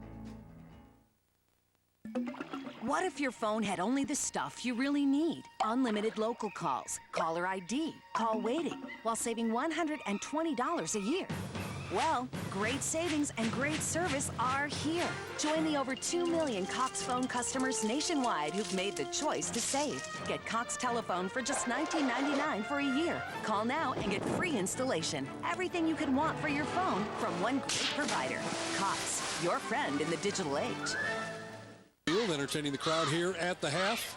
Hard-fought ball game, hard-hitting football game. We've seen both teams really laying it on each other. 9-0 Midwest City on top. And we'll sit back and we'll cut out here and let you enjoy the more cheerleaders here at halftime.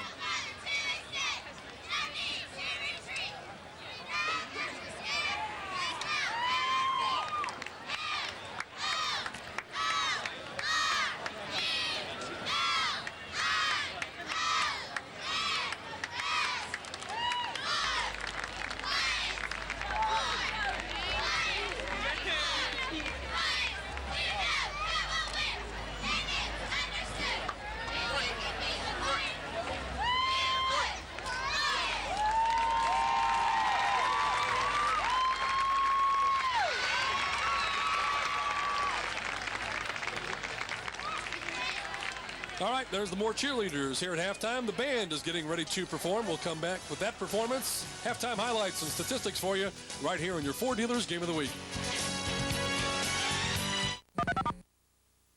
We went around swapping people's vehicles for 1 week. I'm here to swap out my car today for something completely different, and I have no idea what it is. We didn't tell them we were from Ford. We told them it was market research. My name's Jennifer. I swapped my Toyota Camry for this Ford Fusion for the week. We didn't tell them what to say. That is a nice car. This is really comfortable. Love the scenery. Driving this truck, I'm amazed. They said it themselves. I got bad news for the Suburban. Hey, we swapped their rides and their perceptions. Swap your ride. Visit a Ford dealer or go to FordChallenge.com. Can I keep this? My higher education is less about my financial investment and more about professors who are invested in me, where it's not about what I'm going to owe, but what I own. Determination, drive, and very soon, my degree. Because I'm in it for me at OCCC, Oklahoma City Community College. Are you in it? Introducing the biggest thing to happen in sports. Sports Monday, only in the Monday Oklahoman. Only Sports Monday gives you statewide and coast-to-coast coverage of the weekend's games, plus event ratings for the week ahead. Only Sports Monday puts you in the press box, on the sidelines, and in the locker room, with exclusive features only insiders know. Get your sports complete and compact to grab and go. Get Sports Monday every Monday, only in the Oklahoman. Now you're ready.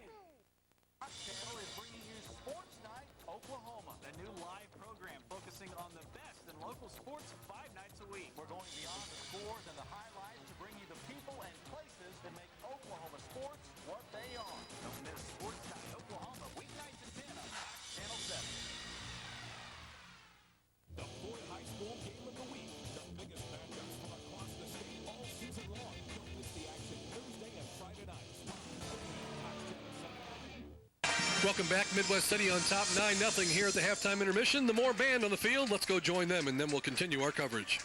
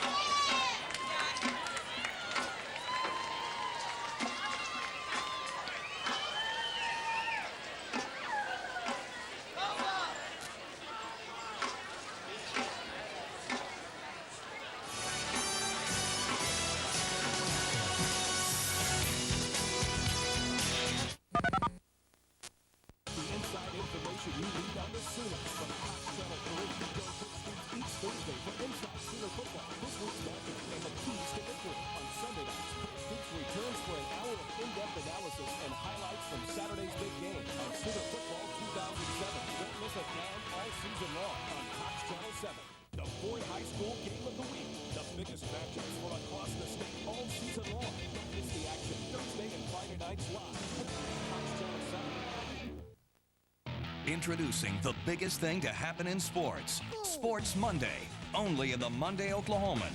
Only Sports Monday gives you statewide and coast-to-coast coverage of the weekend's games, plus event ratings for the week ahead. Only Sports Monday puts you in the press box, on the sidelines, and in the locker room, with exclusive features only insiders know. Get your sports complete and compact to grab and go. Get Sports Monday every Monday, only in the Oklahoman. Now you're ready.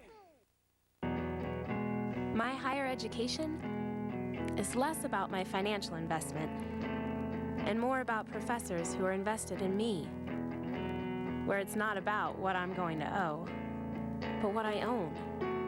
Determination, drive, and very soon, my degree. Because I'm in it for me at OCCC, Oklahoma City Community College. Are you in it? What's going on? We're launching Power Boost. Power Boost makes Cox high-speed internet's already fast downloads even faster. Hit the switch, Johnson.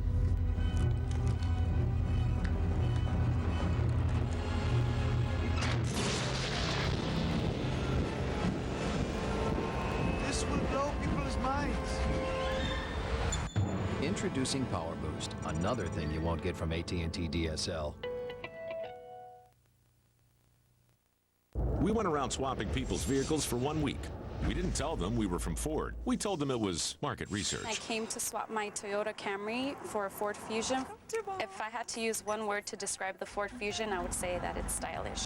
It's really elegant inside. It's also sporty from the outside, so I think it really reflects the type of person that I am. Now swap your ride and get a 2008 Ford Fusion for only $199 a month. That's $199 a month. Visit your Oklahoma Ford dealer today. The best in Oklahoma. Welcome back, everybody. Moore Stadium here in Moore, Oklahoma. 9-0 our halftime score. Midwest City Bombers on top as we take a look at the halftime highlights to see exactly how we got to that score. Things start off for the Moore Lions. Billy Ballack in some trouble, and Zesmond White, big number 90, there to take him down for a first quarter sack. Interception. Pass is tipped. Kyle Warmington, who's had a huge night in the first half, comes up with the pick for the Bombers.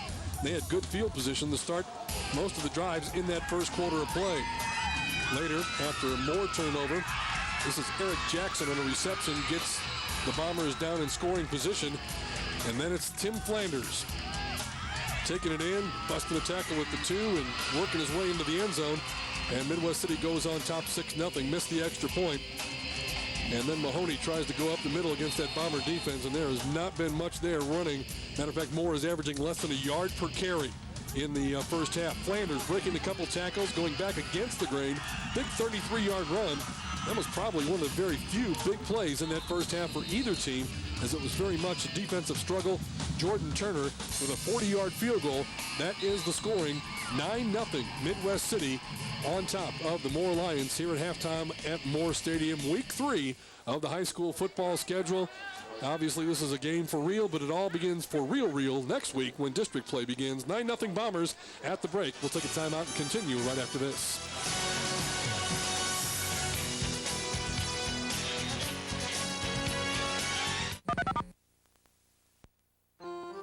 I'm tired. I love doodling. I'm tired.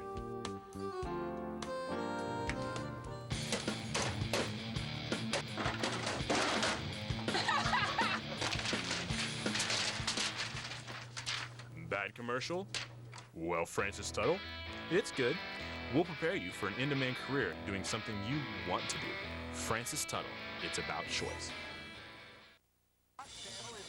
Sports Night Oklahoma, the new live program focusing on the best in local sports 5 nights a week. We're going beyond the scores and the highlights to bring you the people and places that make Oklahoma sports what they are. Don't miss Sports Night Oklahoma, weeknights at 10 on Fox Channel 7. The Ford High School Game of the Week. The biggest matchups from across the state all season long. Don't miss the action Thursday and Friday nights. Welcome back, everybody, to Moore Stadium. Tim Lasher, Steve Marshall, Rod Thompson, and the whole Cox crew, where the Midwest City Bombers lead the Moore Lions 9-0 at halftime here at Moore Stadium. And we've got statistics for the football game thus far tonight. Midwest City has shown they are very athletic and they are very physical. And you can see they're rushing. Midwest City 72-19, passing. Neither team lighting it up at 37-21, and you can see their total offense. Midwest City has had the best of it. Both teams have turned the ball over deep in more territory towards the end of the half. And then Casey Cornett's got a quarterback rating for us, 50.1 and 42.6. Both teams have a ways to go. Moore has had outstanding field position, or in the first quarter had outstanding field position, but Midwest City has just overcome a few obstacles and been able to put some points on the board. So we still are in for a big second half, and you heard Coach Huff for Midwest City talk about how strong Moore has been in the second half of all their ball games, and we expect more of that in the second half here from Moore Stadium. You've seen the bands play, the cheerleaders have cheered, and soon enough we'll be back for a big-time second half with these two teams. And we will be back with more on Cox right after this.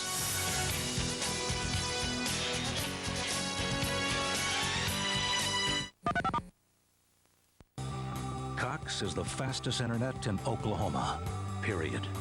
No one else even comes close. Music, movies, and more are instantly yours. Experience everything you love to do online faster.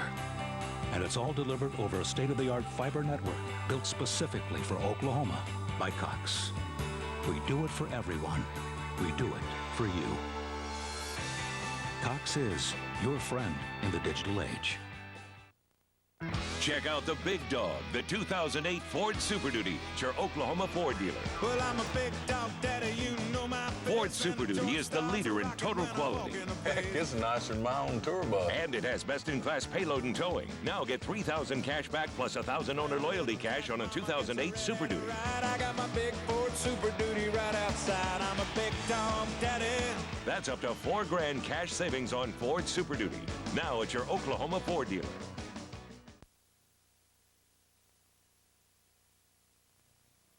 Once again, everybody, to the Ford Game of the Week on Cox. Midwest City leads the Moore Lions 9-0 at half.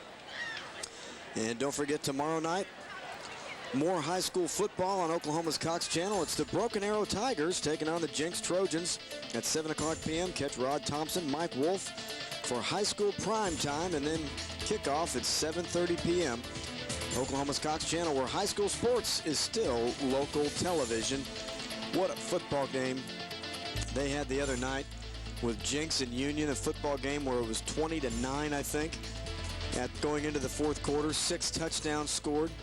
That's a football game that every single year it seems to be a 2-touchdown game going into the fourth quarter, and then 6 or 8 touchdowns are scored and you get in overtime. Curtis said he was talking with the guys from the NFL Network who were down for that, and they said, oh, the build-up going into the game was great, and the crowd's great. Sure wish we had a better game when it was 20-9. That's right, yeah. Just wait. That'll be great to see, and when they replay that come October, no question about that. Great performance. Year after year, you know, it's just that blows my mind. Year after year, that game turns out that way. Well, and, you know, each year you think, well, can't top last year's. Last year was Right. ESPN Instant Classic, and it just outdoes it every single year. And it really does. It's a cliche, but it always comes down to who has the ball last. Right, and it's not like these guys are giving up 25, 30 points a game to other teams they're playing either. You know, they've got solid defensive football teams. It's just in that game, everything just completely opens up, and it's just the last guy, like you said, the last guy with the ball seems to win. You know, we talk a lot, too, between the difference of the East and the West, and the East says they're dominant, and they are. I mean, you know, the facts bear that out, and the West says, well, it's because you're bigger. But talked to a former player last week who was talking about going to different football camps and coaches explaining things 2 and 3 times to everybody and, you know, getting it down. He said the kids from Jenks always got it on the very first go-round. Mm-hmm. And, you know, it comes from great programs, great coaches, great assistant coaches, and, you know, all the teams nowadays, you know, you hear that, well, they start, you know, the Jenks Trojans in Little League, and they run the Jenks most all teams do that now. I mean, head coaches, I know, at Moore and Westmore have a say-so on who the coaches are at the junior high. Sure. So they're going to run that very same system, but the fact that they are just so well coached, and up and down all the way, offense, defense. But this guy was telling me, it would take me 2 and 3 times to exactly understand what the OU coaches were doing at camps, or the Texas Tech coaches at camps, and the Jenks players just seem to know it, automatically and instinctively. Right. Well, and there's a lot to be said for physical ability and talent, but there's a lot more to be said for smarts. Yep. And you've got some guys over there. They've got great numbers to draw from at both those schools. I mean, how many schools are there in Jenks? 1. And how many are there in Broken Arrow? Union? Yeah, Broken Arrow. I mean, there's huge numbers to draw from, and guys that want to be part of the program since they're little. All right, let's go down to the sidelines. Bill Bays standing by with our Rod Thompson. Coach, team down 9-0. We talked about the big plays in Midwest City. They got one, a big interception play, but your defense really stepped up big, and you guys have a tendency of coming back and playing well in the second half. What's your assessment of that first half, and what did you tell you guys at halftime? Well, our defense played extremely well. To keep them to 9 points is a big accomplishment. But offensively, we've got to uphold our end of the bargain. I hope you're right. We do have a tendency to play better in the second half, and we're going to need that tonight. All right, Coach. Good luck in the second half. All right, thank you. All right, Coach Bill Bays right there trying to get his team going. They're down 9-0 right now, but as he said, play well in the second half. Let's see what happened. Back up to you, Steve. All right, thank you very much, Rod Thompson. Both teams on the field getting ready for second half play. There's a look at Bill Bellick. Head coach Bill Bays walking by. You taking a break here? Both coaches concerned about their offense. Coaches are always concerned about something, but you heard both coaches at that halftime interview talk about how well their defense has played, and the offenses just have to put things together. Always harder on the offense. Everybody has to click at the same time. Defense, you can react, and athletic ability will overcome even an assignment mistake once in a while. But on offense, you just can't miss. And it's every offensive lineman has to know his assignment, has to make the right play. Every back has to run through the right hole and know exactly what they're supposed to do. And it is not an easy thing for them, but these guys got to make it happen in the second half, get something on the board. Rod Thompson once again standing by on the sidelines. Thanks a lot, guys. Joining here now, Brandon Chapman, News OK. Gave us the keys to the game and the scouting report before the game started. Revisit those keys and then tell us what you kind of thought about that first half. Well, right now, Tim Flanders is making me look like a genius out there. He had that big interception, he had a touchdown, and he also had a big run. So it seems like Midwest City is really going to him, and he's making some plays. As far as Moore, they just can't seem to get their offense going. It looks like Billy Blalick needs to get out rollouts or something like that to give him the opportunity to make some plays, because right now they're averaging less than 2 yards per play. Moore being that team, as we talked about, losing so many close games, but pushing teams in the second half. How do you see them coming out that second half? They usually respond pretty good to Coach Bays. Yeah, I think they'll come out, they'll play a lot more physical, because it seemed like Midwest City was breaking a lot of tackles early in the first half, and it seems like if Moore can come out and make those tackles as opposed to missing those tackles, they'll be in the game at the end, and they'll just need Blalick to make some plays to pull it out. All right, Brandon, good talk to you. Appreciate your time. All right, no problem. All right, Brandon Chapman, News OK. Back up to you, Steve. Thank you very much. The scouting report brought to you by NewsOK.com, Oklahoma's website. I know that's where I go every week to bone up on all the stats that you need to find out who the leading tacklers are, interceptions, and so on and so forth. So I use NewsOK.com every week. And then, of course, all the guys from the Cox Channel making sure that we get all the information that we need, getting us ready for the contest here on what is the great sport of high school football Thursday night. And, of course, we've got action coming your way again tomorrow night here on the Cox Channel and the Jenks Trojans channel. Did I say that?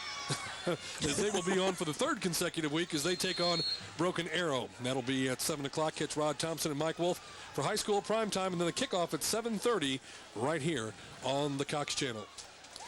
Second half. Well, one side of me says, since we've not had both teams score in any of our contests so far this year, 2 shutouts, that Midwest City, Moore's done a great job to hold them to just 9 points. Don't know that they can hold them to any less than that. And right now, we've not seen much indication that Moore's going to be able to do much offensively. I hope for it being a close game's sake that I'm wrong in that regard. Well, I think Moore's going to have to start taking a look at maybe some misdirection stuff.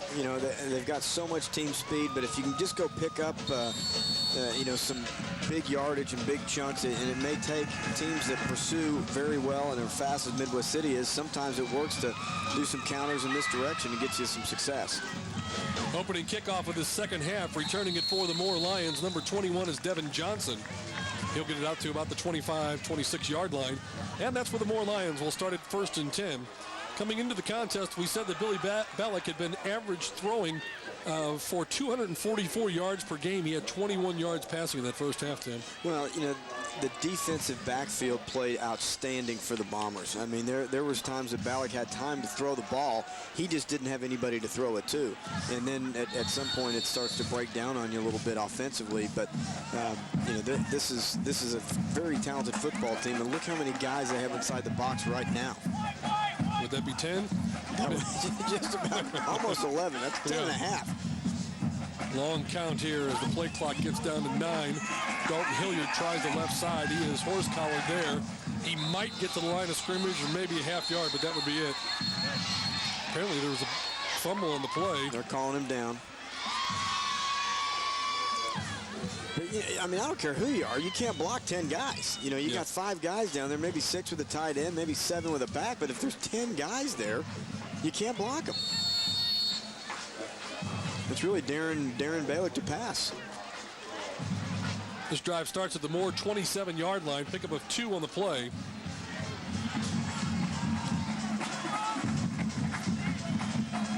Single back set. Bellick going to roll to his right this time.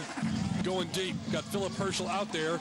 Jump ball situation. Just great defense as John Flanders is all over him back there in the back or in the secondary. Yeah, another good play. Looked like he had him for a moment, you know, and I think, you know, Herschel's a guy that big target to go hit out there.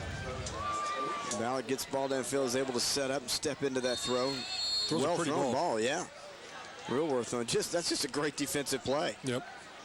That's just a great defensive play by Flanders.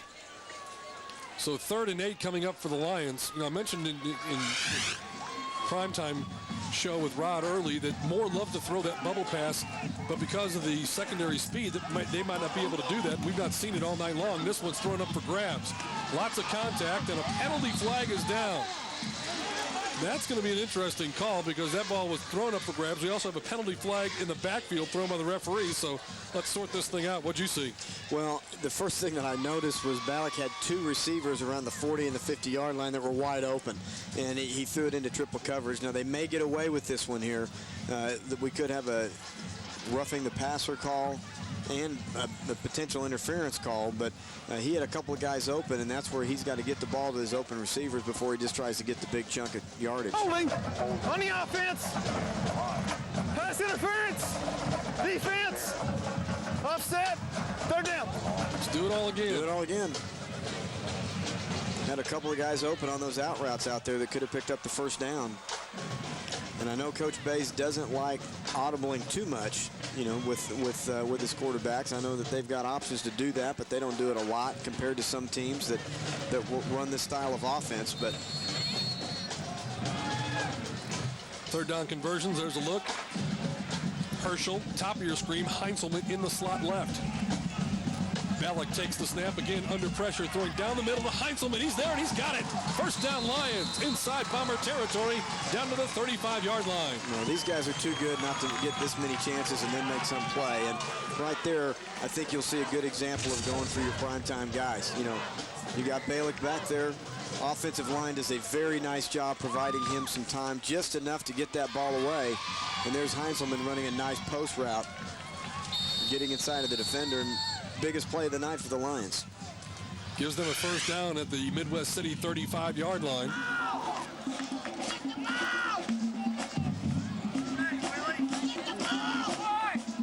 Now a new set of downs. Bellick with a long count. Pitch coming left side, and Hilliard is caught in the backfield by the defensive tackle. That's not supposed to happen. No. Willie Moore, 6'3" and 280. Looked like that might have been the guard pulling out, leaving that space vacated, and Moore said, okay, if you're going to leave me open on that play, I'm coming. Yeah, and, you know, how quickly was he in the backfield? You know, what a great play, and able to get a hold of the ball carrier. You got a guy 280, look, untouched, absolutely untouched. Somebody missed an assignment there, and there he is making the play, and that's scary to see. Yeah. And big number 76, he's a senior, 6'3" and 280. You got Russell Brown, who's 6 foot and 270. We've already called the name a couple times of Zesmond White. He's 6'6", 235. And all these guys can run. Sideline warning given to both teams. That's one of the hardest things in football. It sounds so silly, but to keep the players back behind the line is one of the toughest things in football.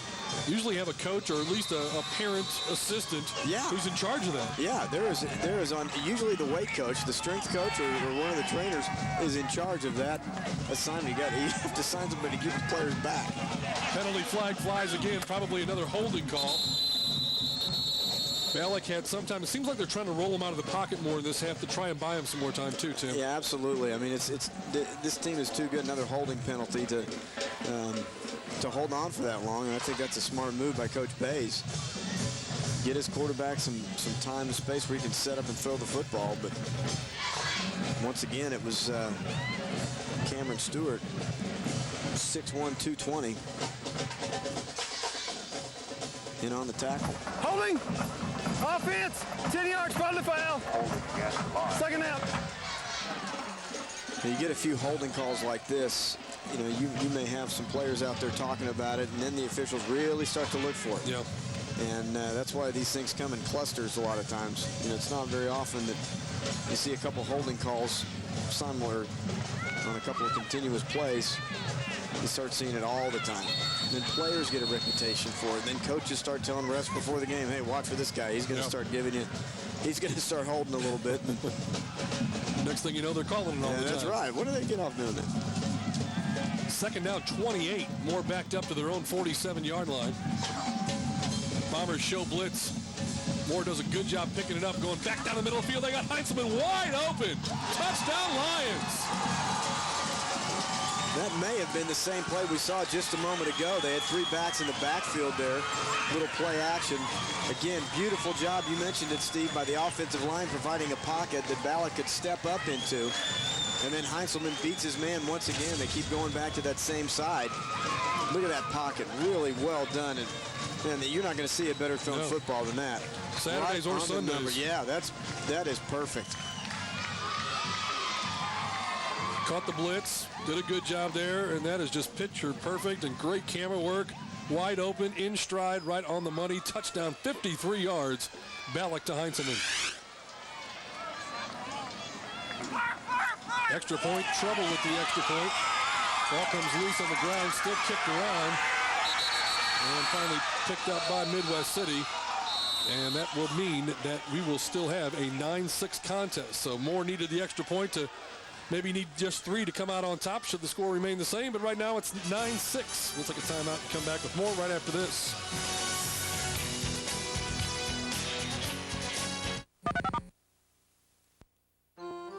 I'm tired. I love doodling.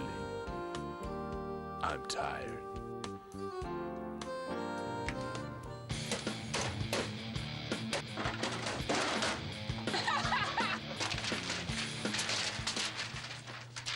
Bad commercial? Well, Francis Tuttle, it's good. We'll prepare you for an in-demand career doing something you want to do. Francis Tuttle, it's about choice. Overweight and obesity are slowly killing Americans every day. Go with Dr. Sanjay Gupta on his quest around the country. What you can do today to join the Fit Nation. Every Saturday and Sunday morning on House Call. Exercise your right to feel good at Push Pedal Pull with 2 convenient locations in Oklahoma City and in Norman.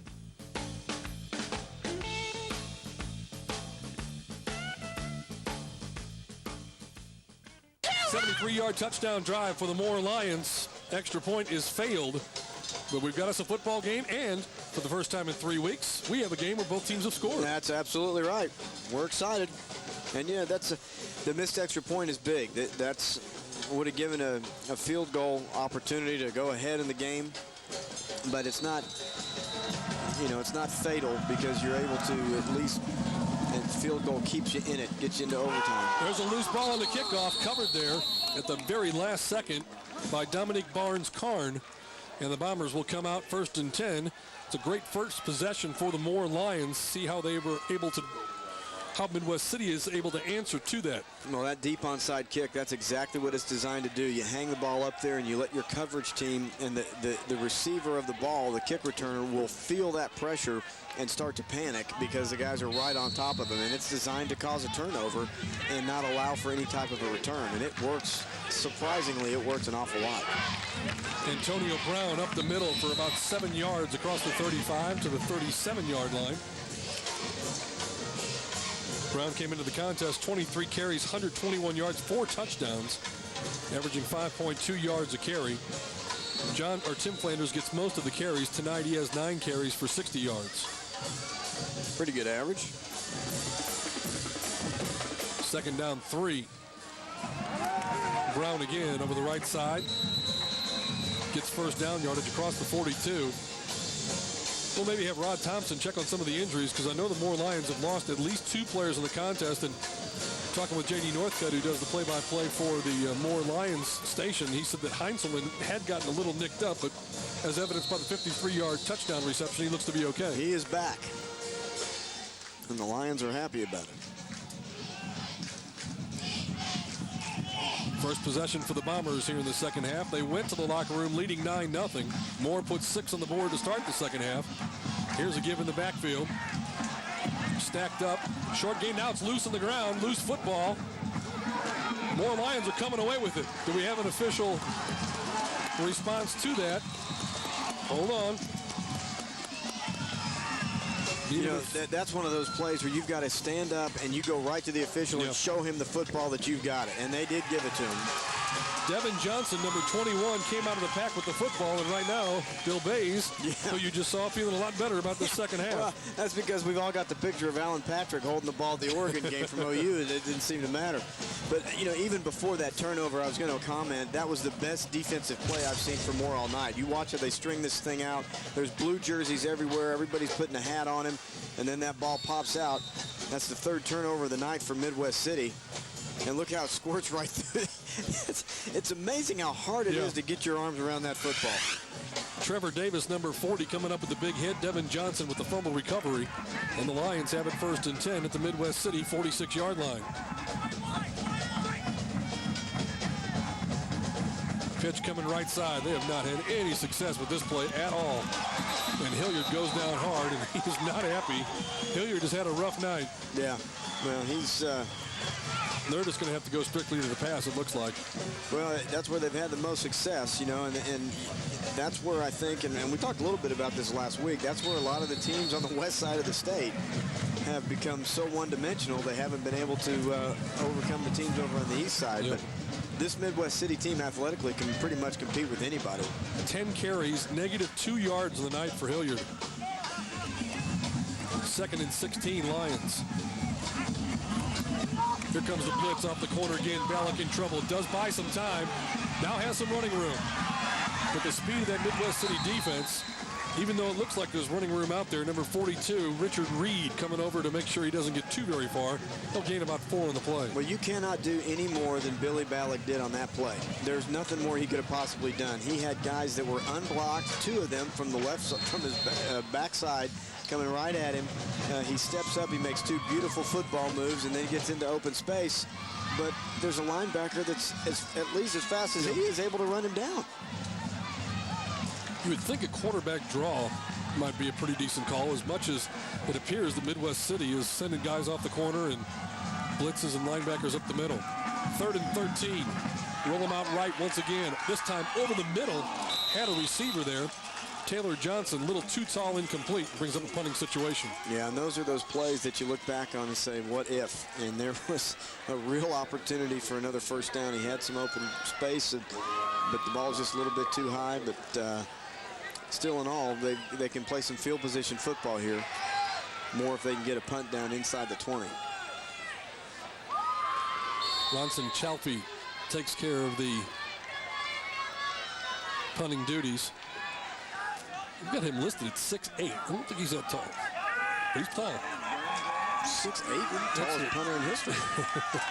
Reggie Roby was, what, 6'6"? Yeah. He looked like a safety.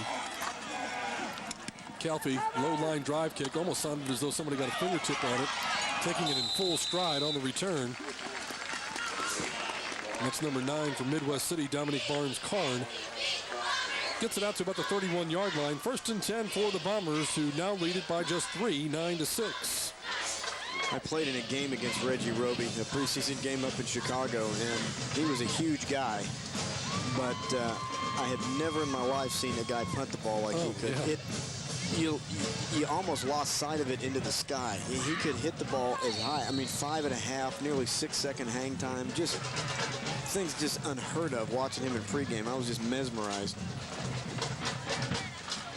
Gibbs straight up the middle for a couple of 3 or 4 yards. Very impressed so far with the Moore Lion defense, because they've really only given up the one big play tonight. And from what Midwest City's done in their first 2 contests, scoring 43 and 34 points, it says a lot for their defense and the way that coaches got them prepared. Well, Coach Bays wanted to limit their big plays, and he's done just that. You know, I mean, they really have not had, other than the fact when the defense was put in a bad field position situation, they really have done a good job of limiting this explosive offense. Brown coming in motion, getting the football, getting first down yardage. A couple of nifty moves. Finally tackled on the far side, but he's got first down yardage out to the Bomber 45-yard line. And Midwest City is going to have success like that from time to time. There's just no question about it. You can bottle them up a little bit, but you know, a play like that, as long as it doesn't break for 40, 50 yards or a touchdown, you can live with it once in a while, if you can limit it. You know, because that's they're just too good. They're going to get some yards. First down for the Bombers at their own 45. Leading 9-6, 7 carries, 38 yards for Brown. Flanders on the night, 8 for 53. Another give up the middle, and 2-yard gain, and then he's pushed back there. Number 40 for the Lions, that's Trevor Davis again on the tackle. He leads the team in tackles. One of the leaders in the state leading the attack for the Moore Lion defense. We talked a lot about it at the top of the show, these 2 teams, what they were years and years ago when there was one Moore High School and there was Midwest City. The Midwest City-Del City game was huge at the beginning of each year, and then Carl Albert has really made their presence known, obviously, in the last decade, and Westmore, and with the split they've had here in Moore, it's really been something to try to find their identity again, you know, and learn how to win again. And this Moore team is always good. They always put a good quality football team out there, but the level of success that they're used to in their past has evaded them really in recent years. And it seems, you know, except for the Jenks and the Unions, that success seems to go in cycles. You know, you have 5 or 6 up years, and then you have a couple years where you fall back, and it comes back that way. And as you said, both teams were in a bit of a down cycle. Midwest City appears to have risen up from that, and Moore looks to be on the way. Quick pass out in the flat, tipped, and intercepted. Heintzelman. He's doing it all again. He had 2 touchdown catches and 2 interceptions last week. Touchdown reception tonight and an interception there. Well, it's just, you know, we've talked a lot tonight about the athletes that Midwest City has. How about Heintzelman there? You know, I mean, it's not very often you see a guy capable of putting his left hand up and tipping the football and then getting in position and having the presence of mind. Look at that. Over the back and sees the football, brings it down. That's just what an athletic play that is. That's a ball player right there. Yeah, that's a stud. 1st and 10 for the Moore Lions from their own 42-yard line. Ballack looking to throw, in trouble again. Penalty flag and probably another holding call against the Lions. You know, when you look at guys that are open for a split second, and there it is again, you called it, Steve, another penalty, but you know, when you see guys that are open for just a split second, you got to get the ball to him. And Ballack had an opportunity there out in the flat, but I know what he's thinking. He's sitting there thinking, I could maybe get this ball to him, but he's going to get wrapped up and thrown, or play's going to get, you know, broken up. Why do I even want to give this a try? But it's a lot easier from up here to say that, but it's just that's what good athletes scare you into thinking. Jeff Murray will give us the call. Holding. Offense, 10 yards. Replay, second down. You know, as I look downfield after that sack, Tim, Ballack was stepping up, trying to buy some more time because Heintzelman was, again, deep in the secondary. Now, he had 2 guys back there with him this time, so you got to think that maybe Midwest City is thinking, you know, maybe we better pull back in the blitzing a little bit and give a little more safety help. Well, if they continue, yeah, I mean, we saw it in the very first play of this half when they had 10 guys up on the line of scrimmage saying, hey, let's stop the run, and then they started going up top on them. If they leave their defensive backs out there on an island, Moore has some mismatches. They've got Herschel out there at 6'3", and obviously Heinzelman has shown he's capable of doing some things. So if he gets man-on-man coverage, he's got a chance. Hilliard fighting forward, and he maybe got a yard, but boy, the Midwest City run defense is just impenetrable. You think he's going to be sore tomorrow? Man. Coach, I don't know about this running back. Yeah. In case you're just joining us and missed some of the pregame, Jared Jackson, the starting running back from last year, who had, I think, close to or just over 1,000 yards last year and maybe 20-something touchdowns, has been out all season long with one of those high ankle sprains. Maybe could have played tonight, but with district starting next week, they decided to hold him out and make sure that he was closer to 100%. So 2nd down and 28. Ballack picks it up off the turf. Plenty of time to throw, and he's going deep once again. Heinzelman gets turned around. This one nearly intercepted. Well, you like that crossing pattern they threw a little while ago where they had Jackson or Johnson, the pass go just off his fingertips, running maybe a drag over the middle. They've had success throwing the ball long, but you can bet Midwest City's going to be watching a lot more for that. Well, and John Flanders did a good job on that play, the defensive back from Midwest City. He broke up the pattern, and he didn't interfere with anything. So, but when Heinzelman was trying to move down the field, he just got in his way enough where he couldn't run the straight-out pattern at full speed, and so there was no way that he was going to be able to get to that football. It was a good defensive job. Trips left. Heinzelman, the trailer in the stacked position over there. And it's a run coming up the middle. And Hilliard has some running room and a flag in the middle of the field where you would, again, expect some type of holding call. Well, that's the kind of pressure that Midwest City puts on your offensive linemen. You know, they're getting chewed on pretty good at the sideline, I would imagine, saying, look, you guys have got to block up front and give us some opportunity to free up the pass by having some success rushing the football. But they're not able to get that done at the moment, and it's a hats off to this Midwest City defensive line. They are big, they are fast, and physical, dominating the game right now. Holding, offense, decline, 4th down. Take a look at how the districts shape up. Midwest City was picked to finish 3rd in their district behind Westmore and Lawton Eisenhower, with Norman coming in 4th, and then Edmond, Memorial, Putnam City, Choctaw, and Yukon. The Moore Lions picked to finish 6th in their district. Norman North is favored, then Lawton High, Edmond Santa Fe, and Mustang. But that's why they play the games, because district play starts next week. Punting situation for the Lions. Kelpie stands at his own 22. Good snap. Gets it off. Puts a nice foot into it. Fair catch called for. Fumbled. Loose on the ground. Looks like he covered up on it. Wow, that is scary stuff. It's exciting for everybody. You kind of hold your breath there, no matter who you are, wondering who got on the football. Yeah. Dominique Barnes-Karn, return man, was able to get back on it. Checking to see who these Midwest City last 3 possessions. 1st and goal on the 4-yard line. Came away with nothing, and then a fumble and an interception.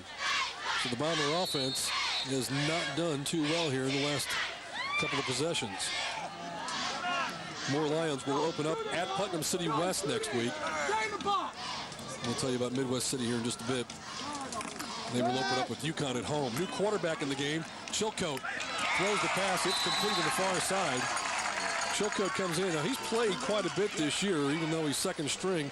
Completed 9 of 16 passes, 133 yards, 2 touchdowns, no interceptions, and the turnovers. Vershawn Moore has thrown a couple of picks, and they've turned the ball over twice on fumbles, so the turnovers have really been a problem. So they go to Jace Chilcote at quarterback, number 8 for the Midwest City Bombers. He's a 6-foot junior. Gives the ball to Flanders right up the middle. Lots of running room. He's hardly been touched. Breaks a couple of tackles, and you're not going to catch him from behind. Touchdown Flanders, no flag, 62 yards on the play. Well, Chilcote being the passing guy, comes in, has a success on one pass. All of a sudden, the Moore defense gets on their heels just a little bit. It's just enough to free up the offense, and then that's the big play that they've been looking for all night, and Bill Bays has been trying to prevent. Certainly still not out of the football game, but With 3:25 to go in the third quarter, that is a big play, and you can see the athletic ability of Flanders there, just weaving his way in through the defensive backfield when they had several blue jerseys around him. Extra point attempt on the way is up, and it is no good. So with 3:25 left to go here in the third quarter, the Bombers have struck again. They lead it 15-6, and we'll be right back.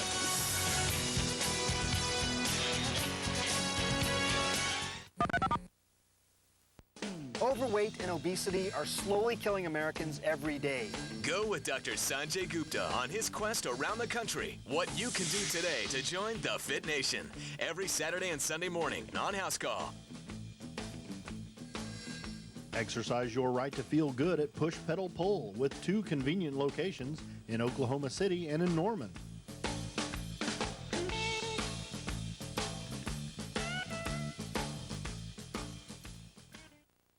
We went around swapping people's vehicles for 1 week. We didn't tell them we were from Ford. We told them it was market research. I traded my Nissan Murano for the new Ford Edge for 1 week. It has 2 sunroofs? My favorite feature of the Edge is the sunroof. The minute that I hop into the car, I like to just open it up. The Ford Edge is sportier looking. It has a younger feel to it. I think this is a step up for my Murano. I'm very disappointed in returning it. I want to keep it. I'll miss you. Swap your ride. Visit a Ford dealer or go to FordChallenge.com. It's back to school. Gotta have the latest shoes. But will your kids have fast feet and a slow internet?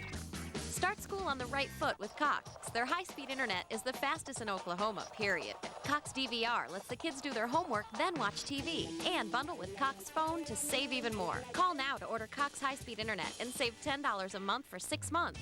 Plus, Cox will donate $10 to your school. Go to coxforschool.com to learn more. With Cox, your kids are a shoo-in to succeed. Midwest City Bombers getting ready to kick off.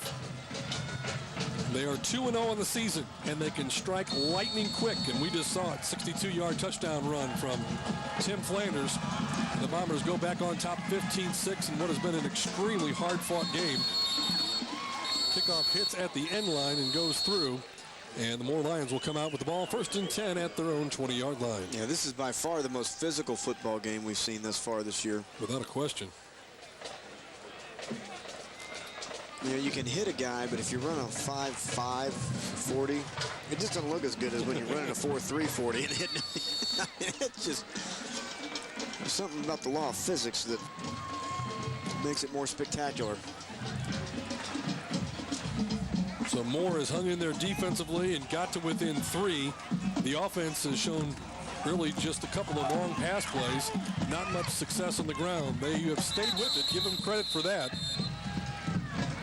Because you'd have to think that time of possession would be in the favor of Moore. Let's take a look at some of the defensive plays, and they have been outstanding by this Midwest City Bomber defense. Well, you can just see they swarm around the football, and you know they're doing a pretty good job of doing the right thing as well. You know, sometimes teams just pursue because they're fast, and you can run right at those guys and have some success. But this Midwest City team, they're right on the ball, even if they give up a play here or there. But they've got some guys that know how to put a hat on you. You've got to play perfect against them. Uh-oh. Little reverse. That was messed up because, you know, usually the guy coming around in the reverse is running by himself. Pursuit this time coming was right on his heels, and they never got the pitch off. You know, those are plays you remember the rest of your life, too. I mean, when those things, when you put a hit on somebody like that, you know, or if it's like catching an option pass in the backfield and going for it. Hope we can get it now. There's another look at it. Watch this play. The quick pitch here. Never really got his hand on it. And probably felt that, and Hilliard lost his helmet, and he came off the field. They're looking at him right now on the sidelines. Hope he's okay. Jordan Tyner, number 33, coming up and making that hit. We're calling different names every time. Yeah, that's a great point. It's not just like we're calling one guy that's dominating the hitting. It's everybody over there is hitting hard. Midwest City defense was giving up 105 yards rushing a game and 36 yards passing for 141. And that's, you know, with putting in your second teamers at halftime last week against Enid. Delay. Offense, 5 yards. Still 3rd down. Giving up only 141 yards offense, that says a whole lot. Well, and I'm not sure what the exact numbers are for the last 2 drives, but you can see there 25 yards allowed. The 92 yards was a big one on that pass play, that touchdown pass, but the last 2 drives, Moore's gone backwards. Quick slant over the middle. This time Heinzelman can't hang on. And that'll bring up 4th down in a punting situation for the Lions deep inside their own territory. And this will be a critical drive, I think, in the football game, because Moore is still within striking distance, even as we're inside 2 minutes left in the 3rd quarter. But if they give up a score here, it's going to be very, very difficult to recover from. Talking with Coach Bays and some of the heartache that they've had this year, you know, your team can go one of 2 ways. They can get, well, that's not a good sign right there, because the punt is blocked all the way through the end zone. That's a touchback. 2 points for Midwest City. And the Moore Lions will have to give the ball back to them anyhow.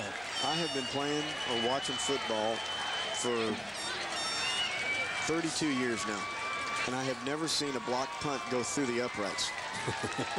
He blocked that. It bounced off either his shoulder or his helmet and watch him go up there. Boom. That is a Beckham header right through the uprights. Watch this ball. He didn't even get his arms up. Kicked it off his helmet. You know anything about kicking balls off guys' helmets? Well, you know, I've never looking that good.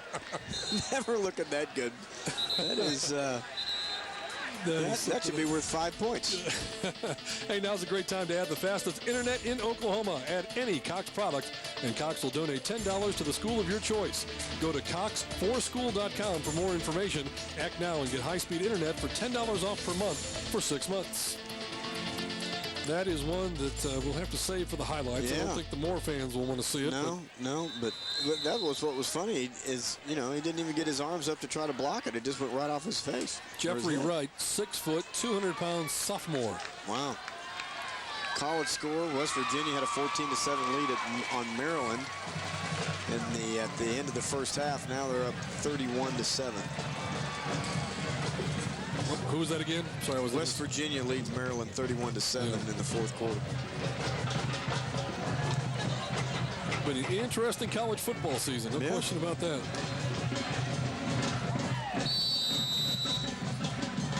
So after the touchback, Moore is forced to kick off the high pooch kick once again. Fair catch called for right at the Midwest City 49-yard line by Eric Jackson.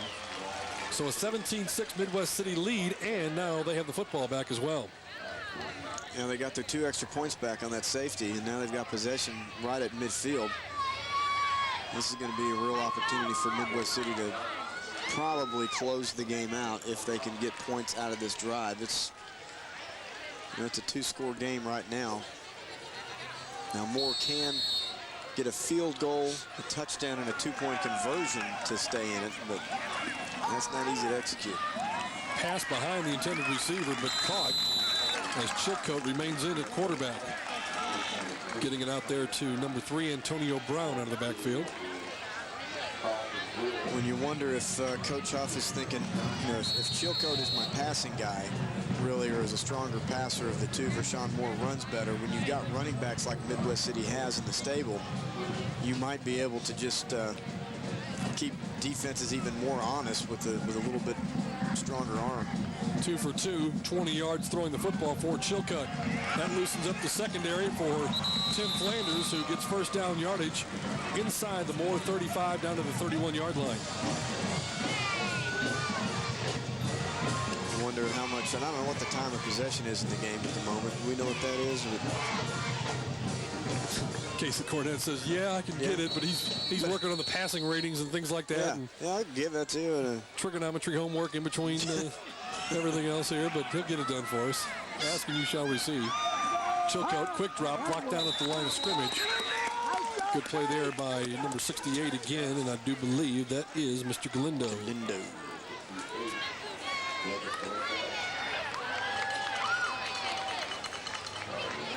That man knows adversity. Trying to get this program back on good, firm footing.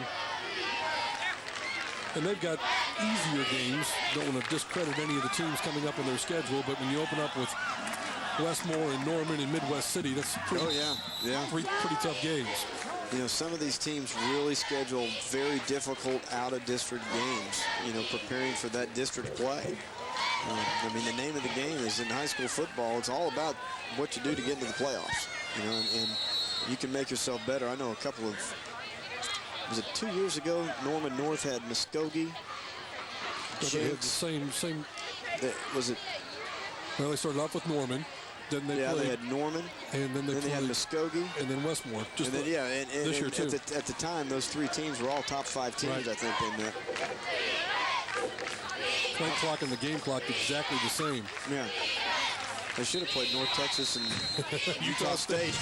Timeout as we come to the end of the third quarter. The Midwest City Bombers on top of the Moore Lions. Our score, 17-6. We'll be right back.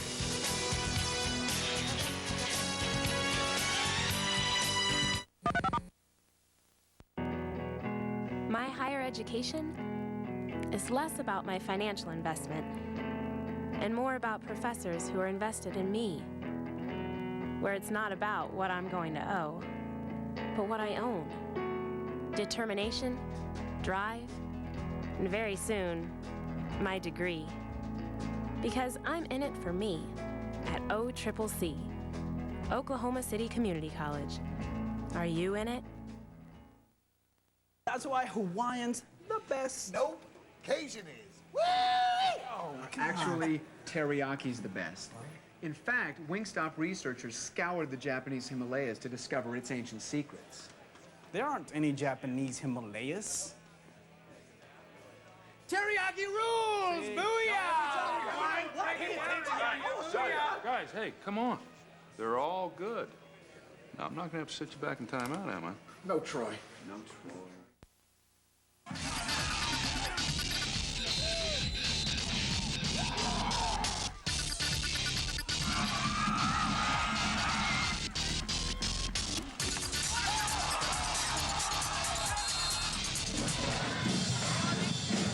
Welcome back. Fourth quarter action underway.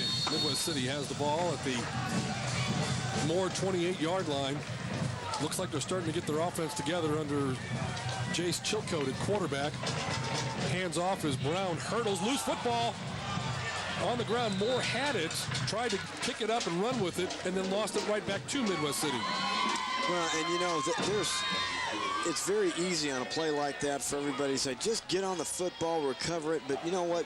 When you're out there in the middle of that, you want to go make a play. Sure. And there's times that's the appropriate thing to do. And I don't know if that was one of them or not. But you know what? You really have to balance when you're coaching kids. You have to balance giving them the freedom to make things happen on the field and at the same time playing disciplined ball. I kept hearing that argument that, before the season started, all Sam Bradford has to do for the Sooners is go out and not lose the game. Yeah. Well, you don't get any better. Your team doesn't get any better if you have a quarterback that is afraid to make, decisions and choices that can make the whole picture much better. Well, you're always going to have those games, whether it's against a Texas A&M or a Texas Tech, where it comes down to 2 or 3 plays, and Jason White was great at that. He would manage a game that way where, if it got tight, he would, on a 3rd down and 7, that's, the game is still close, he'd go make the play. Last year when Oklahoma was playing A&M. We had an inadvertent whistle on the play. Midwest City has chosen to replay the down. Huh. I was thinking for a second that maybe the Moore player had it for just a brief second to change possession. And they blew the whistle and... Yeah. So they blew it dead, which meant that the fumble, which ended up going forward 3 or 4 yards for Midwest City, is brought back. And now Flanders looking for some running room, breaks a tackle, and then just drives his legs forward and able to get 2 yards that he probably shouldn't have gotten. Yeah, and the ball's getting a little loose out there. Both defenses are attacking the football there, and I think Flanders even lost a little control of that one. But these guys are going after each other. Once you get a guy wrapped up, you got to try to strip the football. I think he probably lost possession for a second and was able to get it back, but he may have been down.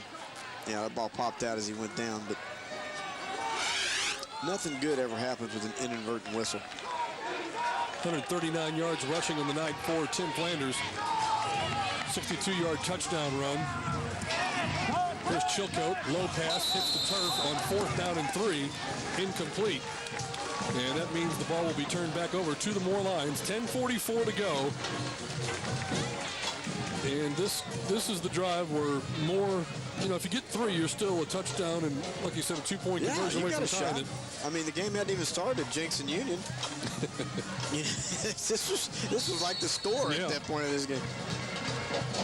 Yeah, they ought to just, forget about the first 3 quarters and just start 0-0 in the fourth and see who wins, because that thing has gotten ridiculous. You can never underestimate what a sense of urgency does to you. You know what? I mean, the 2-minute offense, whatever it is, late in the game, it really goes to show you can score if you have to. Ballack, he's going deep, and he's got Heinzelman again out there trying to make the catch, and just great coverage out there by John Flanders. And Heinzelman has gone both ways, and a number of the Moore players have had to tonight. I'm sure there's a few on Midwest City that have had to do the same. But we see Hilliard on the sidelines, who's been injured. He also plays linebacker as well as tailback for Moore. They lost Kilgore early in the contest. Yep. They didn't have their 1 and 2 tailbacks available for tonight. Injuries is not what Bill Bays wanted to see. No, and to his credit, hadn't mentioned a word about any of those things. He's just got his guys and he's going out to play. Ballack again dropping, looking, has time, going long ball again, trying to get it out there, and here come the flags. Now Midwest City is thinking that Herschel ran over the defender, which it appeared to be that way. Yeah, that's a tough call. If that goes against the Bombers, that is going to be a tough call because, sometimes guys' feet just get tangled up out there. And free ball, both guys were going for it. Everybody's got an opportunity at it. Yeah, by rule, this is going to be interesting. They call that against Moore? Yeah. I didn't think that it should be against Midwest City, and I don't think it should have been against Moore either, unless maybe the replay will show us that he pushed off right at the very last second to gain an advantage, because he looked to me as though he was just going for the football. Yeah, it appeared so, but maybe we're going to take another look at it. Pass interference on the offense, 15 yards, previous spot, lost it down. It's a huge penalty. Yeah. Yeah, it really is. With the loss of down on top of that. Well, and once again, you've got Moore moving backwards. Here's a look. See if we can find out anything. See if Herschel, who's trailing the play, pushes off. Well, I don't know. That's a no call. Yeah. No disrespect to our officials out there, but that was, if you'd seen hands out, or something, that, and maybe we didn't have a good angle, but it sure looked like that was just feet getting tangled up there. 15-yard penalty, loss it down. Now it's 3rd and 23. And more whistles. And a timeout called by the Moore Lions. 10:28 left to go here in regulation time. Midwest City on top of Moore. 17-6 is our score. We'll take a timeout and come back with more for you right after this.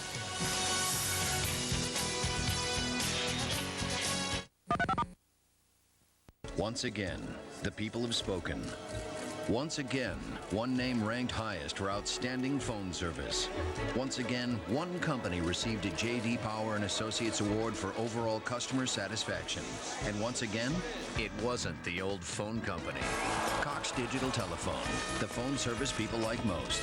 Highest in residential telephone customer satisfaction in the Southwest region for the 2nd year in a row.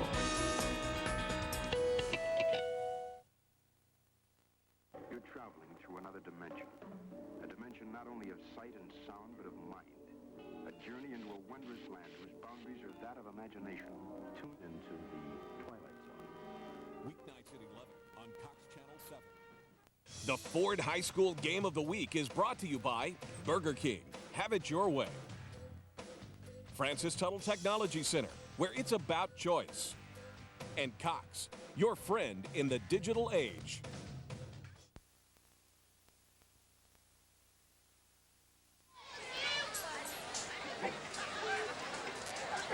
10:28 left to go. There's your answer to your time of possession. Casey Cornett doing a great job as you requested and you received, Mr. Lasher. Look at that. Moore has the ball more. Well, that makes sense. Ballack and another flag, which would indicate possibly a holding call.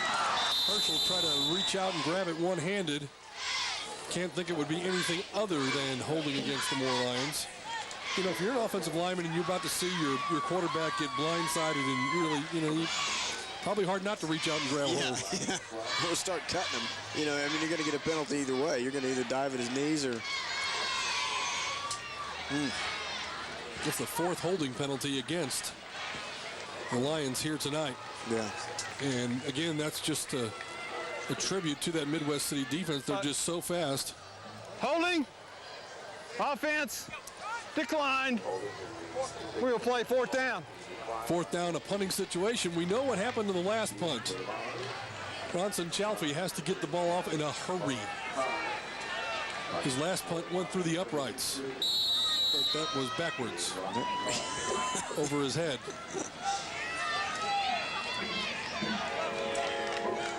Stands in his own end zone once again. Snap back in good shape. Low line drive type punt. Taken by Barnes Carn.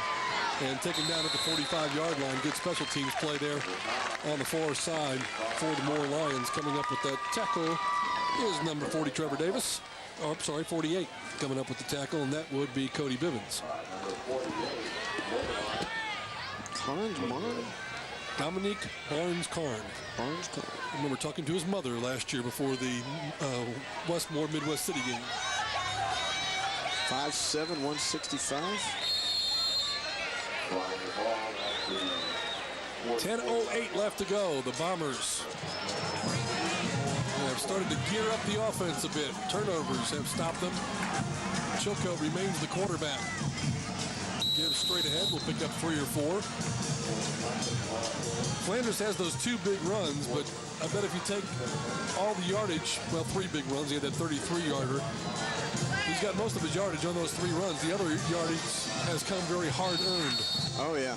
And that's what that's what great backs will do to you. You know, they'll wear you down, and then they'll hit a big home run and makes the stats look really good. Brown comes in motion, and he gets the football. Turns it upfield, has some running room. Going to be close to 1st down yardage. He has a 1st down to the Lion, 32-yard line. Well, that was really well-executed play by the Midwest City Bombers.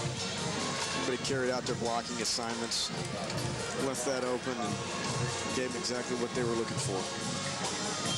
10.1 yards per carry on the night for Tim Flanders. 143 yards on 14 carries. This is Antonio Brown here. It's a form of the student body right. If we can get one more block on the outside there, that could have gone for a much bigger play. Flanders slips a couple of tackles and slides and keeps his legs churning, gets all the way down to about the 20-yard line. He's one of those kind of knifing type piercing runners that darts and jabs this way and that way and finds a crease. And well, if he finds 1-2 creases, you're in big trouble.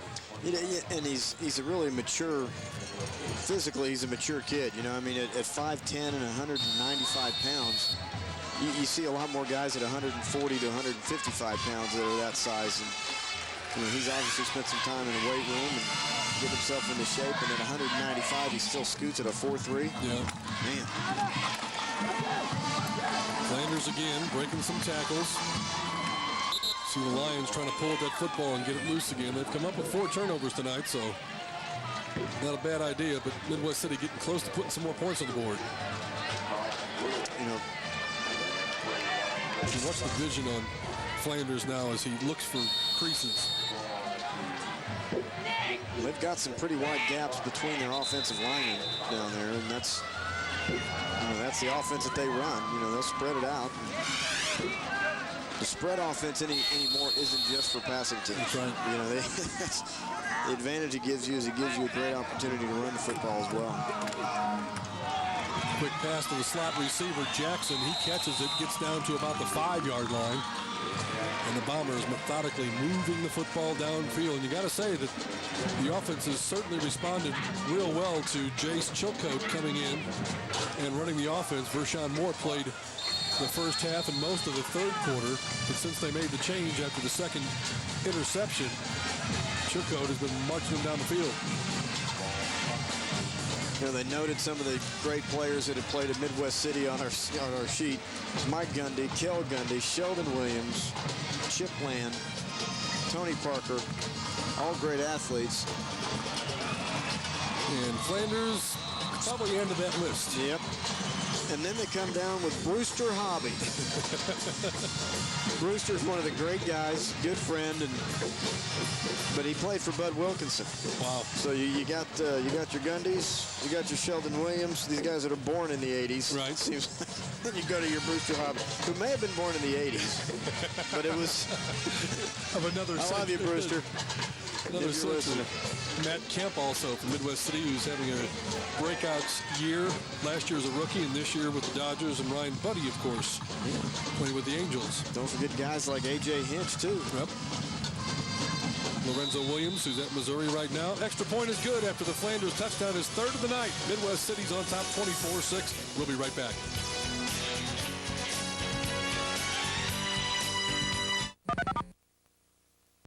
Overweight and obesity are slowly killing Americans every day. Go with Dr. Sanjay Gupta on his quest around the country. What you can do today to join the Fit Nation. Every Saturday and Sunday morning on House Call.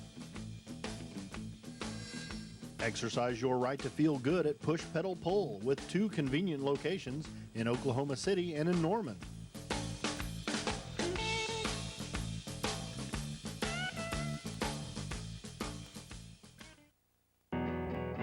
My higher education is less about my financial investment and more about professors who are invested in me, where it's not about what I'm going to owe, but what I own. Determination, drive, and very soon, my degree. Because I'm in it for me at OCCC, Oklahoma City Community College. Are you in it? Welcome back, everybody. 24-6, the Bombers, who came in 2-0 with a number 9 ranking in Class 6A.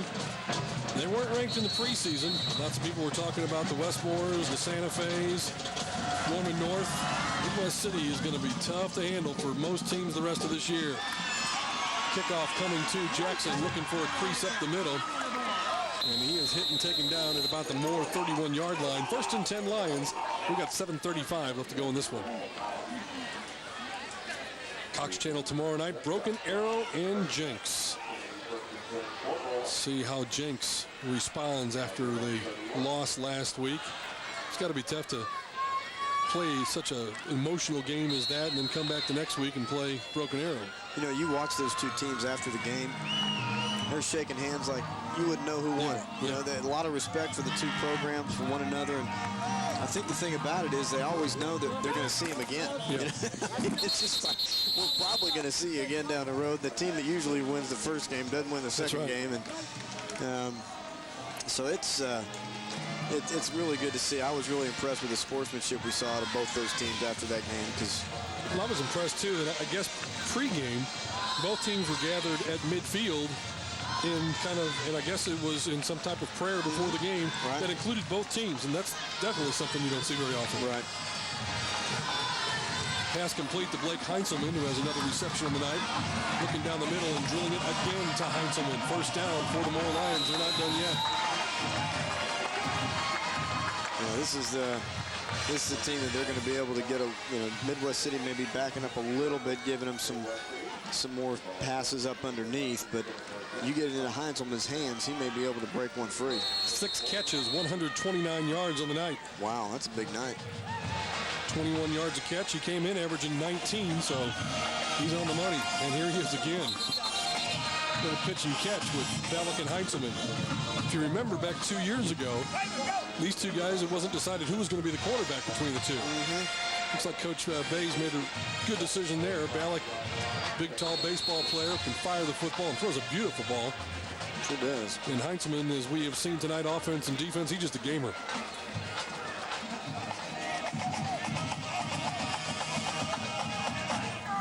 Second down, 6. The time once again, grab but getting loose. Ballack in trouble, throws it. Looks like kind of slipped out of there as he tried to throw it. Pass goes incomplete. Clock stops 7:01. Third down, 6 coming up. Yeah, well, that's a pretty athletic move there. The defensive end from Midwest City. Looks like he actually, how those guys, how they actually wear the the plays on their wrist that got ripped off of Balak's arm. Yeah. And it looks like we're going to get a timeout here. Now Balak's back in. I'm sorry, I called Jackson. That was actually Zesmond White, 6'6", 235. Gee whiz. Big. Balak to throw. Little bubble pass. First time we've really seen it tonight. That's Kyle Wilmington on the reception. Gains about only 2 yards on the play, and that'll bring up 4th down, and we'll call it 4. Obviously time to go for it, and I think that was Tim Flanders on the hit, and he is may have a stinger in his shoulder after that.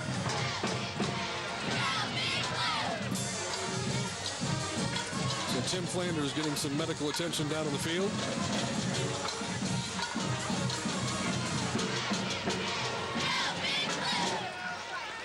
Hey, remember, if you can't get a ticket to the Sooners game this weekend, don't worry. You can get the best seat in the house with Cox for just $29.95. Catch the Sooners taking on Utah State on Cox Channel 610. The event is only available on Cox Digital Cable LE. Upgrade today in Oklahoma City. Call 600-7602 and in Tulsa 286-4201. 4th down and 3. This is the ball game for all intents and purposes if Moore is going to stay in it. Balak takes the snap. Wants to step up, looking downfield. He's got Philip Herschel out there. Herschel goes up, incomplete. And then a scuffle breaks out and flags fly right around midfield. Didn't see who all was involved. Number 75 is not happy. Well, if Midwest City gets called on that, that is going to be a costly penalty. They may call it both ways, but a lot of times the guy that retaliates is the one that gets caught. Ball would be going to the Bombers unless the flag is against them, and that would probably give Moore a 1st down. So the Lions are staying on the field, but that may be all the guys that play defense and offense, so it doesn't matter. Yeah.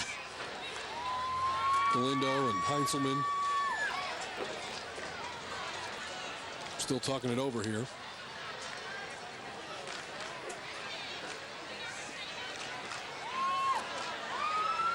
And Jeff Murray will give us the decision, the verdict, if you will. Dead ball. Personal foul. Offense. Dead ball. Personal foul. This way. 1st down. Offsetting. After the play, so I guess no impact on that. Midwest City just gets the football. And both of the players have to go to the corner. Yeah, no harm, no foul. So the Bombers will get it with 6:29 to go. Here's a look at the numbers on Timothy Flanders. Remember that name, folks. Wow. And his brother, the D-back, is probably considered maybe even higher, because I think Tim only runs about a 4.45, where brother John runs a 4.3 something. Well, you know, we've all got our faults. Midwest City's got some skill players this year, don't they? Yep, they sure do. And I mean, just the city of Midwest City. You go over to Carl Albert, oh, yeah. you know, you got David Oku and Joe Stoner. You know, some of those guys. We'll see Carl Albert in a couple of weeks against Guthrie. That'll be a fantastic ball game. You could pencil those two in the semifinals, I think. And Tulsa East Central probably there also. Flanders again, left side, getting some yardage out near 1st down. Didn't quite get it, and then he's driven back. Trevor Davis again is one of those guys, he will not quit regardless of the score. But now the Bombers start to work some clock as well. Chilcote has done a nice job in here. Really, you know, when he came into the game, Midwest City had been playing really well, but they've been most productive since he has been under the center. I don't know if it's just that the Moore defense is a little bit worn out. You mentioned some of the injuries that they've gone out, but did loosen him up a little bit with his ability to throw the football. Boy, Hilliard has gone out. He's their 3rd tailback. Of course, he was the one that was most available to play tonight. Here's Flanders left side. 1st down and then some. So he gets it inside the Moore 45 down to about the 43. Take a look again how both these teams start district play. For Midwest City, they will get UConn at home, then play Edmond Memorial. Big matchup at Norman. Lawton Eisenhower. They'll get those guys at home, then they play at Westmore and finish up with Choctaw and at Putnam City. For the Moore Lions, they will open up district play next week at PC West, then they get US Grant at Mustang, PC North at Lawton, and then finish up Santa Fe and Norman North. Take a look at the schedule there. Yeah. Well, you got a chance to get back in the winning track against PC West and US Grant. They could get 2 wins back there, and then it tightens up pretty good for them. Chilcote, like a good quarterback. Clock management, also something he needs to be aware of. Snap goes off with 5. Another tip ball, and the Lions have it. 3rd tip ball interception for the Lions. And now they're saying incomplete pass. No interception. Everybody seemed to think so, except Casey Cornett, who tapped me on the shoulder. Said, hey, big dummy, is incomplete. You know, it seems unusual sometimes that people watch and they'll say, well, you know, they're winding the clock down and then they turn around and throw the football. Good point. And that may be a legitimate question. And I usually, if I'm thinking it myself, I will say other people sometimes think. But here goes Flanders, racing towards the end zone. Can't catch him. No flags. Touchdown, Midwest City. You keep it on the ground, you got a chance of scoring like that.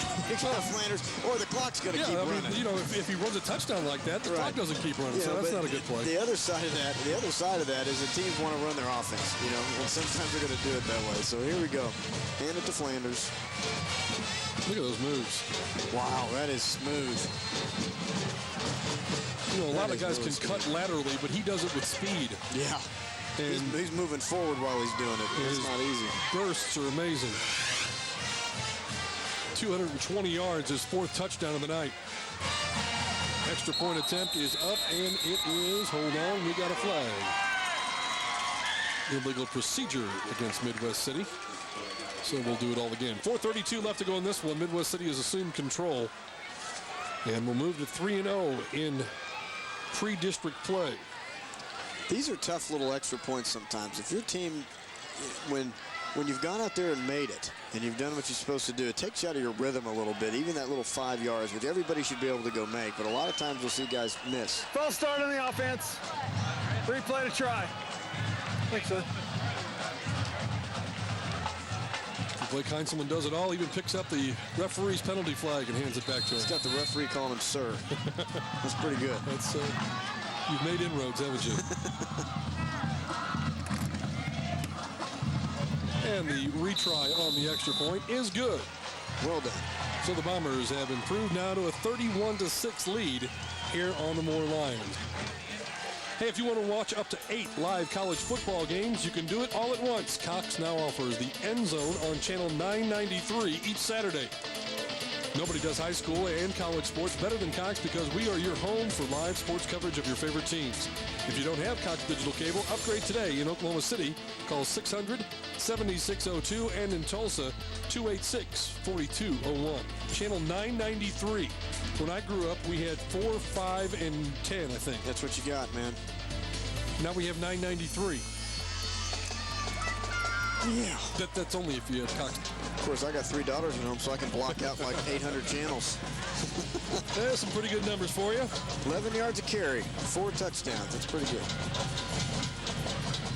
20 carries, 220 yards, number 20. Don't you notice a call it a night. I think Rod Serling might have an episode about that on Twilight Zone coming up later. The man wears number 20. My 8-year-old, by the way, you know what her favorite show is? What's that? I Love Lucy. I don't know exactly how that happened. I'm glad it's not MTV or something. Explaining to do, Mr. Lasher. I don't understand it. She loves it. Kickoff return by the Moore Lions. Gets it out across the 20-yard line. Number 3 there is Isaac Brake, 5'8" junior. Good wholesome entertainment. It's great entertainment with no innuendos. Right. Which when your daughters are, what, 11, 8, and 7? They're 8, 10, and 11. Yeah, they just. That's good. Yeah. You don't need innuendo, so you don't have to do no splaining. I'm not ready to do any explaining just yet. 31-6. Ballack going wide open. Taylor Gardner has it at midfield. He can scoot. Cuts it back in. Looks for some running room. Traverses. But just can't outrun that secondary. Another long pass all the way down to the 15-yard line. More Lions. They know they're probably beat, but they're not giving up. Well, there was a blown assignment in the secondary there. They had man coverage. And you've got somebody misread what the offense was going to do, and you can see Ballack sitting back there putting up another beautiful pass. The safety's not coming over. The corner let him go. And huge completion for Moore, giving them an opportunity to get the ball in the end zone with just over 4 minutes to go here in the fourth period. 201 yards passing on the night for Ballack. This one behind Heinzelman, incomplete.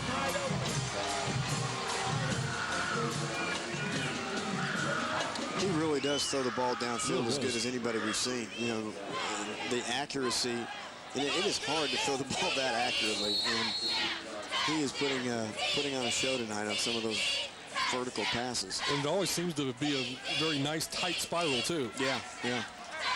A lot of guys can throw the football a long way, but it's flipping and flopping and going end over end. And his timing has been, for the most part, pretty good. He just hasn't had a whole lot of time. And takes a hard hit here as he's taken down at about the 20-yard line. Now, the Midwest City Bombers, as Dennis Green said, they are what we thought they were. They're really good. Yeah, they are. There's no very question. Talented. Very, very talented. And when you look at 4 turnovers tonight for them, you know, and there's some talent in those blue uniforms down there. So they're not playing a team that doesn't know how to play the game. And if Moore does get Jerry Jackson back, their tailback, as they expect, look for better things from the Moore Lions as the season progresses. Here comes the all-out blitz, and Ballack knew it was coming, and he gets the pass off. Heinzelman had it, and then he gets waylaid. And at some point, yeah, you want to get in the end zone and get some more points on the board, but you've already had so many injuries tonight, coming into the game with so many injuries. You almost want to make sure you get your quarterback and Mr. Heinzelman out of there so they can play another week. Yeah, beautiful hit there by 21, Rashawn Davis from Midwest City. Made Heinzelman pay for the incompletion. Time out on the field with 3:18 left to go. 31-6 our score. The Moore Lions trailing the Midwest City Bombers.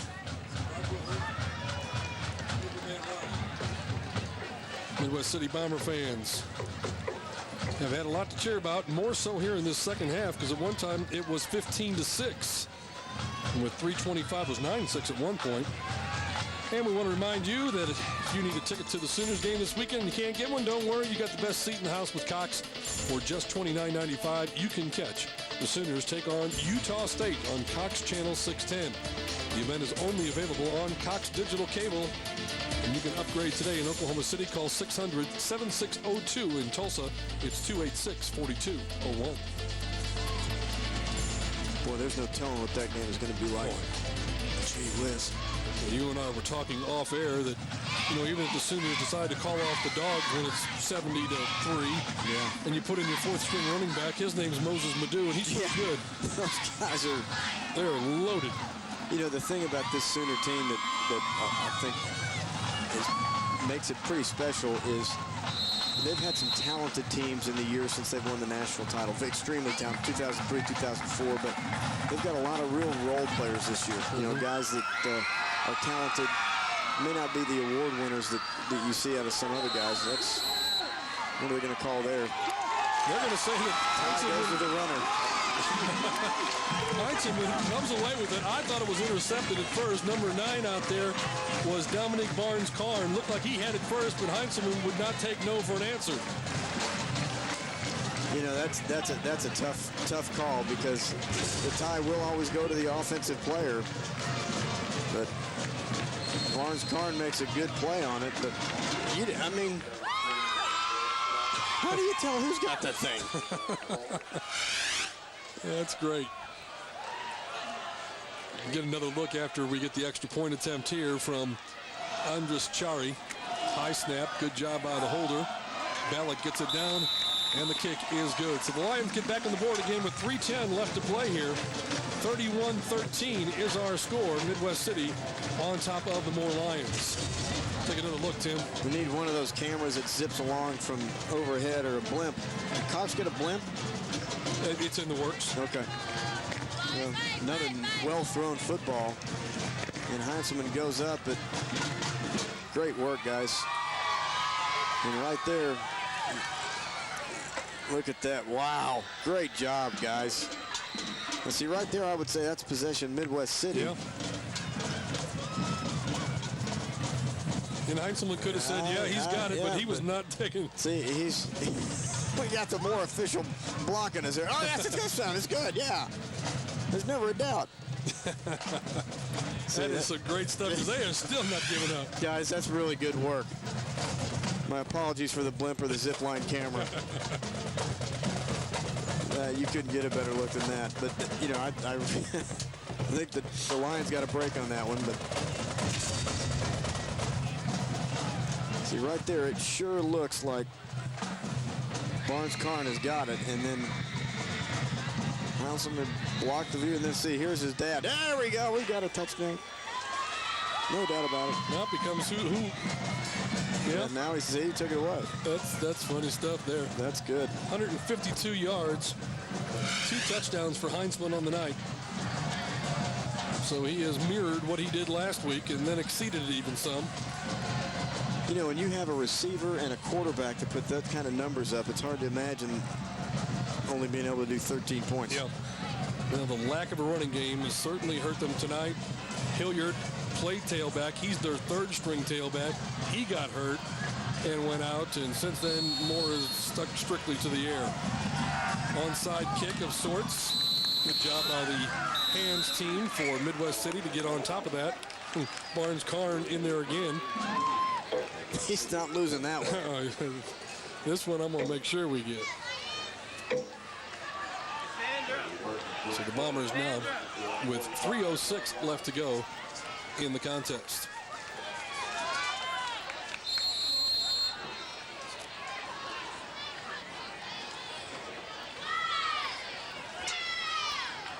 So Midwest City, since they made the change at quarterback, they have not been stopped, and it seems to have opened things up for Tim Flanders, who is at tailback, even though he already has 220 yards and 4 touchdowns in the night, and he's going to get some more. And look out. He's in the open field. Here comes a flag. Flanders is going to be ridden out of bounds there by number 21, Devin Johnson. Well, I got a feeling this one's coming back. Well, Eric Jackson really did a nice job for Midwest City blocking and releasing that play for Flanders, and it's all for naught, but still did a good job carrying out his assignment. And that's frustrating for Coach Hub. You know, I mean, he talked in the first half about how too many penalties, too many turnovers, and even if it's late in the game and it's been decided, you do not want to see those things. Illegal block in the back. Offense, 10 yards, spot of the foul. Replay, first down.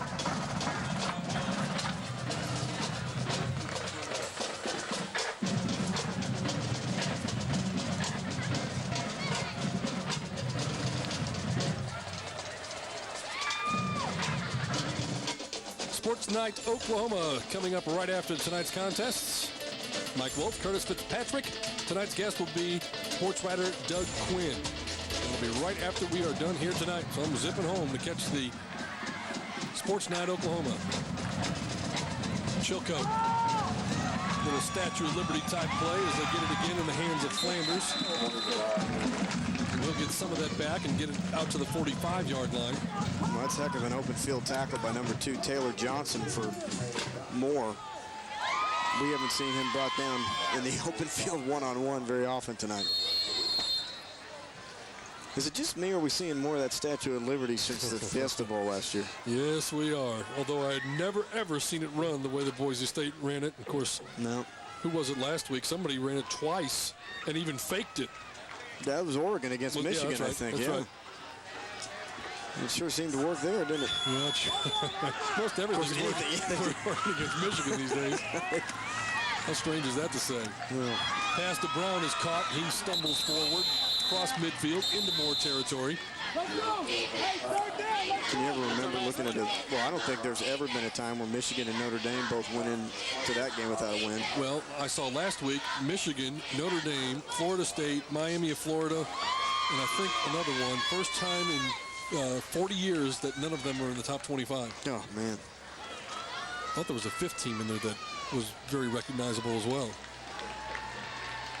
That is...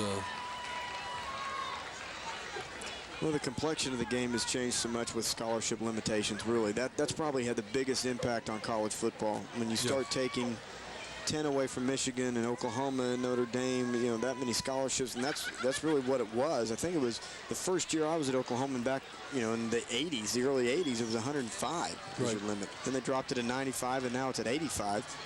And if some people had their way, it'd be down to 70. You know, I mean, it's just it's not really good for the game to do that too much. Right. And but it does even the playing field for the Kansas States and you know, all those teams out there, the Boise States and all of them. When was the last year? Because they had unlimited scholarships at one time, right? Yeah, they sure did, and that wasn't good for the game either because, you know, the Oklahomas and the USCs and all of them were recruiting 100 guys a year. Yeah. Nobody was getting to play. Told them, sure, son, you're going to play for us, but really, well, yeah, they just kept third string. They just kept other teams from getting the kids, and you know, and it wasn't really fair to the kids. But fourth down or third down and short. They needed 4. They got maybe 3. Fourth down call coming up for Steve Huff.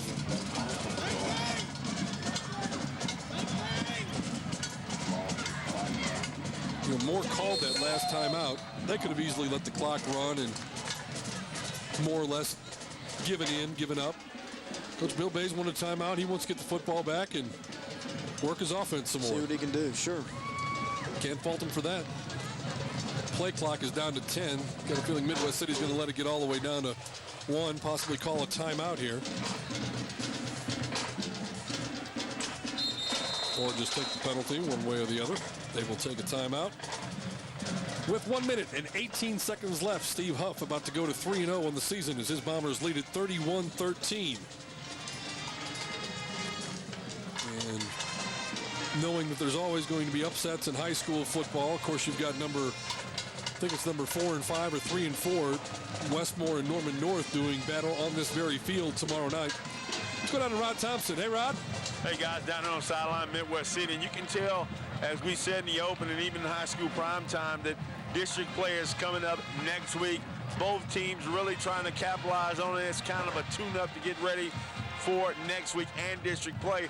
But guys, you talk about these two teams. Midwest City lived up, you know, to what we talked about as far as Flanders really getting it done and more. You know, you got to give them a lot of credit. They couldn't stop a lot of the big plays at Midwest City, but you give them when they have their 2 running backs back. This could be a very good team with the way their defense can play. You know, probably not going to face a backfield, maybe, you know, later on down the road, but not a backfield like Midwest City. So should be very interesting how these two teams end up in district play, but both coaches really trying to take advantage of these last couple of minutes and get ready for next week. 4th and 2, Bombers in punt formation. Snap it back. High, straight up kick. Hits it about the Moore 30-yard line.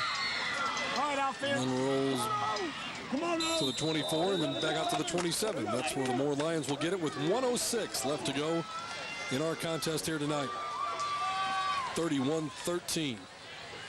Midwest City Bombers on top. See if they've got another bomb for the Bombers in their repertoire. And a couple of touchdowns for the team on the wrong side of the score tonight. That's better than it has been for us so far this year. At least we got some points on the board. Yeah. Ballack, quick out. Heintzelman will get a couple near first down yardage. Looks like he got about 9. Heintzelman's got to have some big numbers on the night. Mr. Cornett. See if he can provide for us. Heintzelman. He's the receiver for Moore. He just has numbers down there. See, Dad has to worry about names and numbers. That's right. Casey just has to worry about the numbers and what the players are. Casey does a great job. Yeah, he sure does. Pass complete on the far side, gives the Lions a first down, stops the clock with 57 seconds remaining. And it looks like the Lions are going to take another timeout. Well, we had a quick first half, 3/4 of the game. Things have slowed here a bit.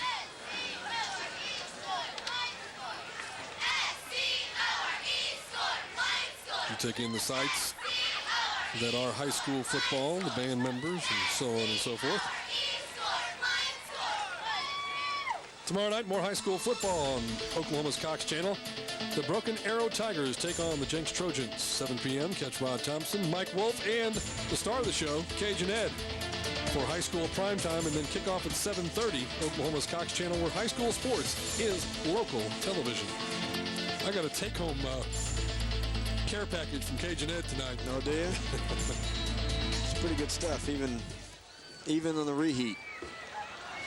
I'm big on the reheat, especially on Thursdays and Fridays. Ballack drops the throw, looks downfield, throws it over the middle. It's picked off and intercepted. And that would be Flanders going the other way.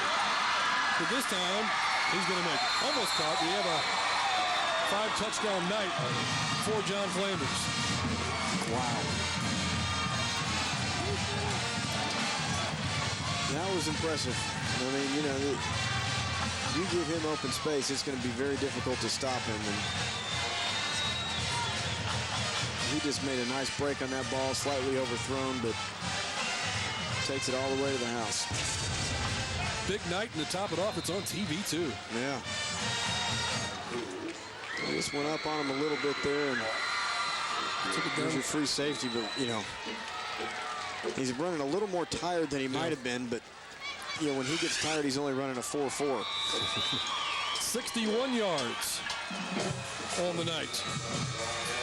And some may wonder, what's he still doing in the contest? Well, Midwest City's tuning up their defense as well for district play. And he's a big part of it. I got a feeling we won't see him anymore, though.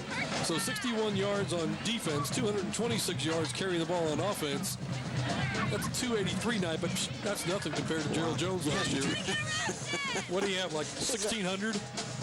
Our benchmark is 547 yards of total offense. Unbelievable. Is he playing at Tennessee? I have not heard. I heard he was getting some pretty good looks.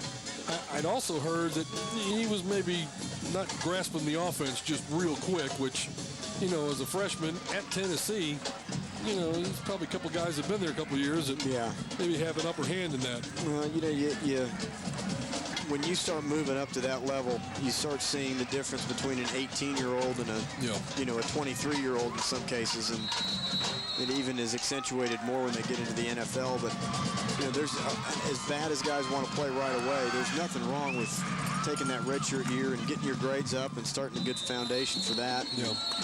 Making sure that you really understand whether it's offense or defense or whatever it is you need to do. And, you know, I think it may take him a year to really find his pure position, too, you know, if you think about it, because he played everywhere. And, you know, he was one of those guys that kind of sat back in the offense and took snaps and just made things happen, but wasn't a pure quarterback, maybe wasn't a pure running back or a pure receiver, but could do it all. So a lot of guys like that who have made long careers in the NFL. Brian Mitchell from the Eagles.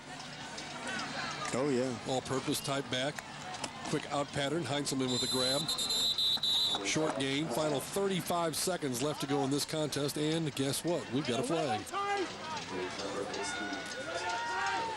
Well, thought we had a flag. No, we don't. My bad. My apology. Every player on the more offensive line's reading the play off their wrist.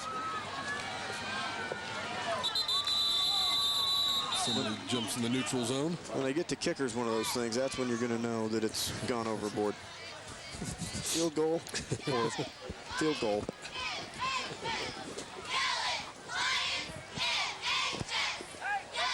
Dead ball. Encroachment on the defense. 5 yards. Second down. Well, Moore's at the line of scrimmage. They want to get another play off. Referee will start the clock. And resume it here as we're down to 13 left to go in this contest. Ballack And a running play, and it's still not going to work. As Mahoney gets horse-collared, and that will end it here tonight. Midwest City, very impressive. The Moore Lions hung with them for 3 quarters. But just the overall team speed, too much to bear in the end. And it was the John Flanders show here tonight. 5 touchdowns, 4 running the football, and 1 on an interception return.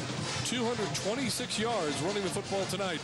And the Midwest City Bombers, even though Flanders was the story, the team defense also very, very prevalent. Yeah, this is one of the better Midwest City teams we've seen in several years. There's no question about that. From talent top to bottom of their roster, they are loaded. And if they continue to put it all together like this and improve as the season goes on, they are going to be a formidable opponent for anybody in the state playoffs. So 31-16, our final score here tonight. As they've taken the score for 38. The score off the board here this evening, and both teams go by with congratulations for the other. Rod Thompson standing by with Steve Huff. Rod? Coach, halftime, you guys a little slow offensively, came out in that second half, really executed and played well, made a quarterback change, made a big difference. You guys look explosive in that second half. Well, one of the things, we were looking for a spark. Jace's been doing a good job for us all year. And just having to come in and give us a spark tonight, that helped definitely. A couple of big plays in there also, but he did a good job for us. How do you feel about your team playing this well as you get ready for district play? Well, I'll be honest. I think we not take anything away from them. They did a great defensive game plan on us tonight. I felt like we played, pretty sloppy at times, but still not taking anything away from them. They played us hard, and those big old strong kids over there. And I thought our kids really responded well the second half. And what do you say about Flanders getting it done on both sides of the ball? Well, he's a good one. That's one of those things. He's got the ability to make plays on both sides of the ball, and we got in a situation tonight where he was going to carry the ball a few times. So, and then the defensive part of it, come up making the big plays. A couple of them, it's nice also. All right, Coach. Good luck on the rest of the season. Thank you very much. All right, back up to you, Steve. Very good. We'll take a timeout, continue our coverage with a wrap-up when we come back.